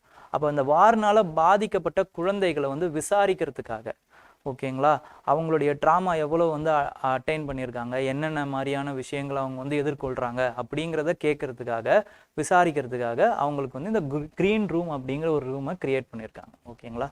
நெக்ஸ்ட் வந்து பார்த்தீங்கன்னா a huge city hidden by the luxuriant vegetation in the Amazon ஈக்வடாரில் இருக்கிற ஈக்வடார் நாட்டில் இருக்க அமேசானில் பார்த்தீங்கன்னா ஒரு பெரிய புராதனமான சிட்டி 3000 BCக்கு முன்னாடி இருக்கிற ஒரு சிட்டி வந்து கண்டுபிடிக்கப்பட்டிருக்கு. ஓகேங்களா? அது எந்த மெத்தட் மூலமாக கண்டுபிடிச்சிருக்காங்க அப்படின்னு பார்த்தீங்கன்னா லிடார் மெத்தட். ஓகேங்களா? லைட் டிடெக்ஷன் அண்ட் ரேஞ்சிங் அப்படின்ற அந்த டெக்னிக் மூலமாக கண்டுபிடிச்சிருக்காங்க. லைட் வச்சு கண்டுபிடிப்பாங்க, ரிமோட் சென்சிங் மூலமாக கண்டுபிடிப்பாங்க. ஓகேங்களா? இது எப்படி எந்த மாதிரியான மித்தெல்லாம் உடைச்சிருக்கு அப்படின்னு பார்த்தீங்கன்னா அமேசானில் இருக்கக்கூடிய எல்லாருமே வந்து பார்த்தீங்கன்னா ரொம்ப வந்து ட்ரைபல் இனங்கள் மட்டும்தான் இருக்கும் அப்படிங்கிற அந்த விஷயங்களெல்லாம் இந்த சிட்டி வந்து உடைச்சிருக்கு அப்படிங்கிறத சொல்கிறாங்க. ஈக்வடாரோட கேபிட்டல் என்ன அப்படிங்கிறத கமெண்ட்டில் சொல்லுங்கள். ஓகே, நெக்ஸ்ட் வந்து என்ன அப்படின்னு பார்த்தீங்கன்னா கோவாஸ் டூரிசம் டிபார்ட்மெண்ட் வந்து ரீஜெனரேட்டிவ் டூரிசம் அப்படிங்கிற அந்த ஒரு டூரிசம் வந்து இன்ட்ரடியூஸ் பண்ணியிருக்காங்க. மீள் உருவாக்க சுற்றுலா. ஓகேங்களா?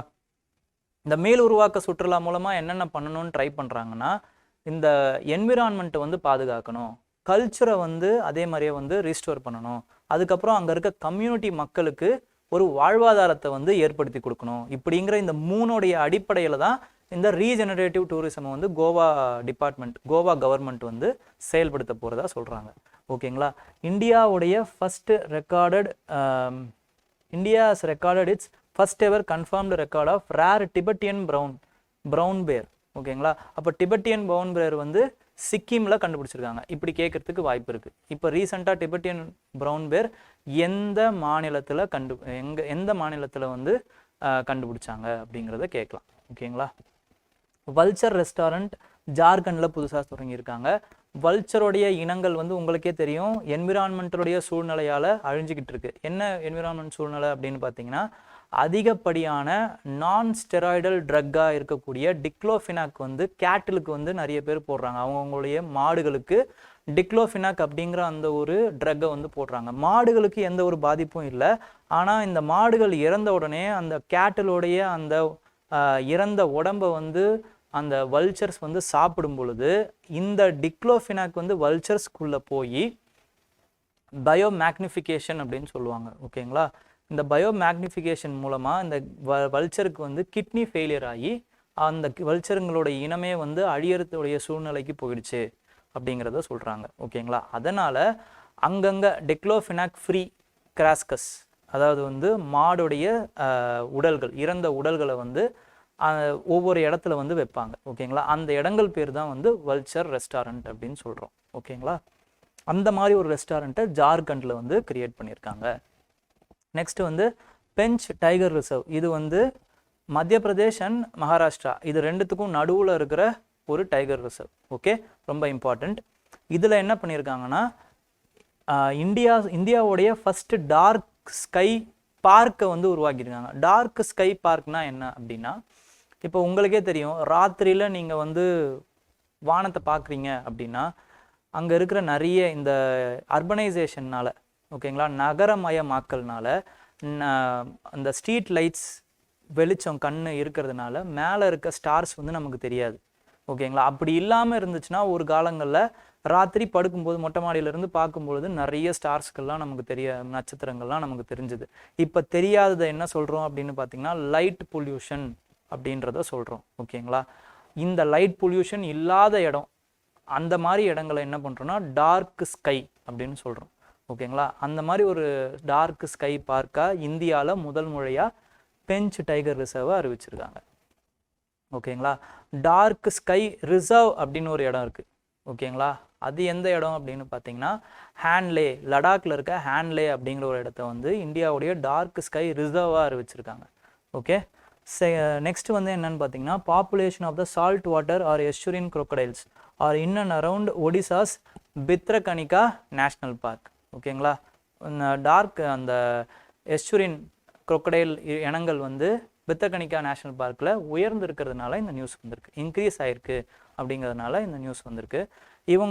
இதோடைய ஐயூசிஎன் ஸ்டேட்டஸே பார்த்தீங்க அப்படின்னா லீஸ்ட் கன்சர்ன் தான், ரொம்ப பெரிய இம்பார்ட்டன்ட் கிடையாது. அப்போ எந்த முதலை இனம் ரொம்ப இம்பார்ட்டன்ட் அப்படின்னு பார்த்தீங்கன்னா கரியல் அப்படின்னு சொல்லுவாங்க, ஓகேங்களா. அது வந்து ஃப்ரெஷ் வாட்டர் crocodile, அது வந்து ரொம்ப இம்பார்ட்டன்ட், ஓகேங்களா. அதுதான் கங்கையிலலாம் இருக்கும், ஓகேங்களா. கங்கை அங்கெல்லாம் இருக்கக்கூடிய fresh water crocodiles, okay. Next வந்து என்ன அப்படின்னா வந்து இந்த பித்ரகனிகா அந்த மேங்க்ரூவ்ஸ் தான் பார்த்தீங்க அப்படின்னா சுந்தர்பன்ஸுக்கு அப்புறமா செகண்ட் லார்ஜஸ்ட் மேங்க்ரூவ் அதுதான், ஓகே. நெக்ஸ்ட் வந்து international financial service centre GIFT சிட்டியில் இருக்குது, குஜராத்தில் இருக்குது இது, ஓகேங்களா. இவங்க என்ன பண்ணியிருக்காங்கன்னா memorandum of understanding Indian gas எக்ஸ்சேஞ்சுக்கும் குஜராத் ஸ்டேட் பெட்ரோலியம் கார்பரேஷனுக்கும் போட்டிருக்காங்க, ஓகேங்களா. எதுக்குன்னா க்ரீன் ஹைட்ரஜன் மெக்கானிசமை வந்து ட்ரேடிங் மெக்கானிசமை வந்து இன்க்ரீஸ் பண்ணுறதுக்காக, okay. Next silver line butterfly, ஒரு புது சில்வர் லைன்ஸ் பட்டர்ஃப்ளை ஸ்பீசிஸை வந்து வெஸ்டர்ன் காட்ஸில் கண்டுபிடிச்சிருக்காங்க. அதோட பேர் என்னன்னு பார்த்தீங்கன்னா conjoint silver line, okay. Next வந்து சயின்ஸ் அண்ட் டெக்னாலஜி நியூஸ் என்னன்னா, ஃபர்ஸ்ட் வந்து ministry of state for defence flagged off indigenously developed, indigenously உள்நாட்டிலேயே உற்பத்தியாக்கப்பட்ட அஸ்த்ரா மிசைல்ஸ். அஸ்த்ரா அப்படிங்கிறது என்னன்னு தெரியும், அஸ்திரத்தை விடுறோம், பர்மாஸ்திரம் அப்படிங்கிறதெல்லாம் நம்ம சொல்லுவோம். அப்போது இது வந்து மேலேயே விடுறதுனால ஏர் டு ஏர், ஓகேங்களா, ஏர் டு ஏர் மிசைல், ஓகேங்களா. It is been supplied to Indian ஏர்ஃபோர்ஸுக்கு தான் இதை கொடுத்துருக்காங்க. நெக்ஸ்ட் வந்து Indian army is launching a large scale counter terror operations. அந்த ஆப்ரேஷனுக்கு பேர் என்ன அப்படின்னு பார்த்தீங்கன்னா சர்வசக்தி அப்படிங்கிற அந்த ஆப்ரேஷன் வந்து இந்தியன் ஆர்மி லான்ச் பண்ணியிருக்கு. எங்கே லான்ச் பண்ணியிருக்குன்னா காஷ்மீரில் லான்ச் பண்ணியிருக்கு, ஓகேங்களா. டெரரிசம் வந்து ஒழிச்சு கட்டணும் அப்படிங்கிறதுக்காக. நெக்ஸ்ட் வந்து Indian navy ships Cheetah, Kuldar and Kumbhir இதெல்லாமே வந்து இப்போ என்ன பண்ணியிருக்காங்கன்னா வயசாயிடுச்சு அப்படிங்கிறதுனால டீகமிஷன் பண்ணியிருக்காங்க. டீகமிஷன்னா அதோடைய சர்வீஸ்லேருந்து எடுத்திருக்காங்க. இது வந்து எப்போ வந்து இண்டக்ட் பண்ணப்பட்டது அப்படின்னு பார்த்தீங்கன்னா 1984, 85, 86 இந்த ஆண்டுகளில் இது வந்து இண்டக்ட் பண்ணியிருக்காங்க. எங்கேருந்து வாங்கியிருக்காங்கன்னா போலாண்ட்லேருந்து வாங்கியிருக்காங்க, ஓகே. நெக்ஸ்ட் வந்து கேரளாவுடைய ட்ரக் கண்ட்ரோல் டிபார்ட்மெண்ட் வந்து ஒரு ஆப்ரேஷன் லான்ச் பண்ணியிருக்காங்க. அந்த ஆப்ரேஷன் பேர் வந்து அம்ரித், ஓகேங்களா. ஆன்டி மைக்ரோபியல் ரெசிஸ்டன்ஸை எதிர்த்து இந்த ஆப்ரேஷனை வந்து அவங்க லான்ச் பண்ணியிருக்காங்க, ஓகே. நெக்ஸ்ட் வந்து நாசா அண்ட் லாக்கெட் மார்டின் அந்த கம்பெனி ரெண்டும் சேர்ந்து X-59 ஏர்க்ராஃப்ட் அப்படிங்கிற ஒரு ஏர்க்ராஃப்டை வந்து லான்ச் பண்ணியிருக்காங்க. இது எதுக்கு அப்படின்னு பார்த்தீங்கன்னா சோனிக் பூம் அந்த ப்ராப்ளமை எதிர்த்து. சோனிக் பூம் அப்படிங்கிறது என்னென்னா சவுண்டை விட வேகமாக ஏர்க்ராஃப்ட்லாம் போகும். அதுக்கு பேர் தான் என்னென்னு பார்த்தீங்கன்னா சூப்பர்சானிக் ஏர்க்ராஃப்ட் அப்படின்னு சொல்லுவாங்க. அப்படி போகும்பொழுது அந்த நாய்ஸ் இருக்குது பார்த்தீங்களா, அது ரொம்ப அதிகமாக இருந்து நம்மளுடைய காதுகளோட ஜவ்வை வந்து கிழிக்கக்கூடிய அளவுக்கு இருக்கிறதுக்கு ஆபத்து இருக்குது. அந்த ஆபத்துக்கு பேர் தான் வந்து என்னென்னு பார்த்தீங்கன்னா சோனிக் பூம். அந்த ஆபத்தை வந்து குறைக்கிறதுக்காக, சோனிக் பூம் இருக்காமல் தடுக்கிறதுக்காக இந்த X-59 ஏர்க்ராஃப்டை இவங்க வடிவமைச்சிருக்காங்க, ஓகேங்களா. நெக்ஸ்ட் வந்து சைனா லான்ச்டு ஐன்ஸ்டீன் ப்ரோப். இந்த ஐன்ஸ்டீன் ப்ரோப் வந்து பார்த்தீங்க அப்படின்னா ஒரு அஸ்ட்ரோனாமிக்கல் சேட்டலைட். இது எதுக்காக அப்படின்னா வந்து for observing the phenomenon of universe. அண்டத்தை வந்து பார்க்கறதுக்காக, அண்டத்தை வந்து ஆராயறதுக்காக இந்த ஐன்ஸ்டீன் ப்ரோபை வந்து சைனீஸ் வந்து அனுப்பிச்சிருக்காங்க. பேரை நல்லா ஞாபகம் வச்சுக்கோங்க. இதுக்கு முன்னாடி விட்ட சைனீஸோட பேர்லாம் எப்படி இருக்கும் அப்படின்னு பார்த்தீங்கன்னா அவங்களோட மொழியிலேயே இருக்கும். இது ஐன்ஸ்டீன்னு வருது. அதனால் வந்து இது சைனீஸ் இல்லை அப்படின்னு நம்ம எக்ஸாமில் நினைக்கக்கூடிய நிறைய வாய்ப்புகள் இருக்குது. ஓகேங்களா, ரொம்ப கவனமாக படிங்க.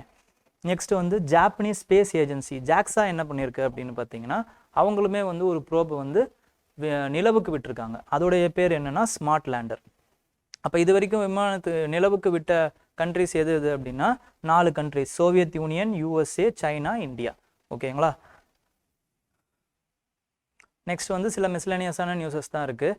என்னென்னு பார்த்தீங்கன்னா ஜியோ இருக்குது பார்த்தீங்களா, அதுதான் இந்தியாவுடைய ஸ்ட்ராங்கஸ்ட் பிராண்டாக வந்து அறிவிச்சிருக்காங்க. ஓகேங்களா. அதுக்கப்புறம் எல்ஐசி வந்து ஸ்டேட் பேங்க் ஆஃப் இந்தியாவை பின்னுக்கு தள்ளி 23வது இடத்துக்கு வந்திருக்கு. ஓகேங்களா.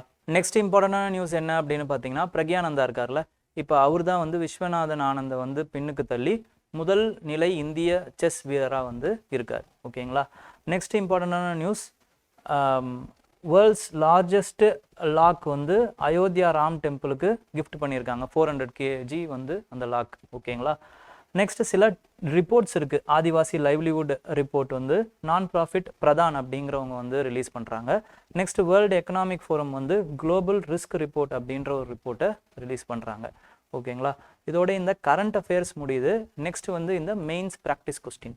இந்த நீங்கள் கேட்டதுக்காக இந்த மெயின்ஸ் ப்ராக்டிஸ் கொஸ்டின் டிஎன்பிசிக்கும் யூபிஎஸ்சி இது ரெண்டுத்துக்குமே நம்ம வந்து கொடுத்துருக்கோம். மேக்ஸிமம் எழுத ட்ரை பண்ணுங்கள், பார்ட்டிசிபேட் பண்ணுங்கள். ஓகேங்களா. உங்களுக்காக தான் இந்த இனிஷியேட்டிவ்ஸ் ஃபுல்லாக நான் வந்து கொண்டு வந்துட்டுருக்கேன். வேறு ஏதாவது ஒரு யூஸ்ஃபுல்லான சஜஷன்ஸ் ஏதாவது இருந்தாலும் சொல்லுங்கள், இன்கார்பரேட் பண்ணுறதுக்கு நான் தயாராக இருக்கேன். ஓகேங்களா. தேங்க்யூ. All the best.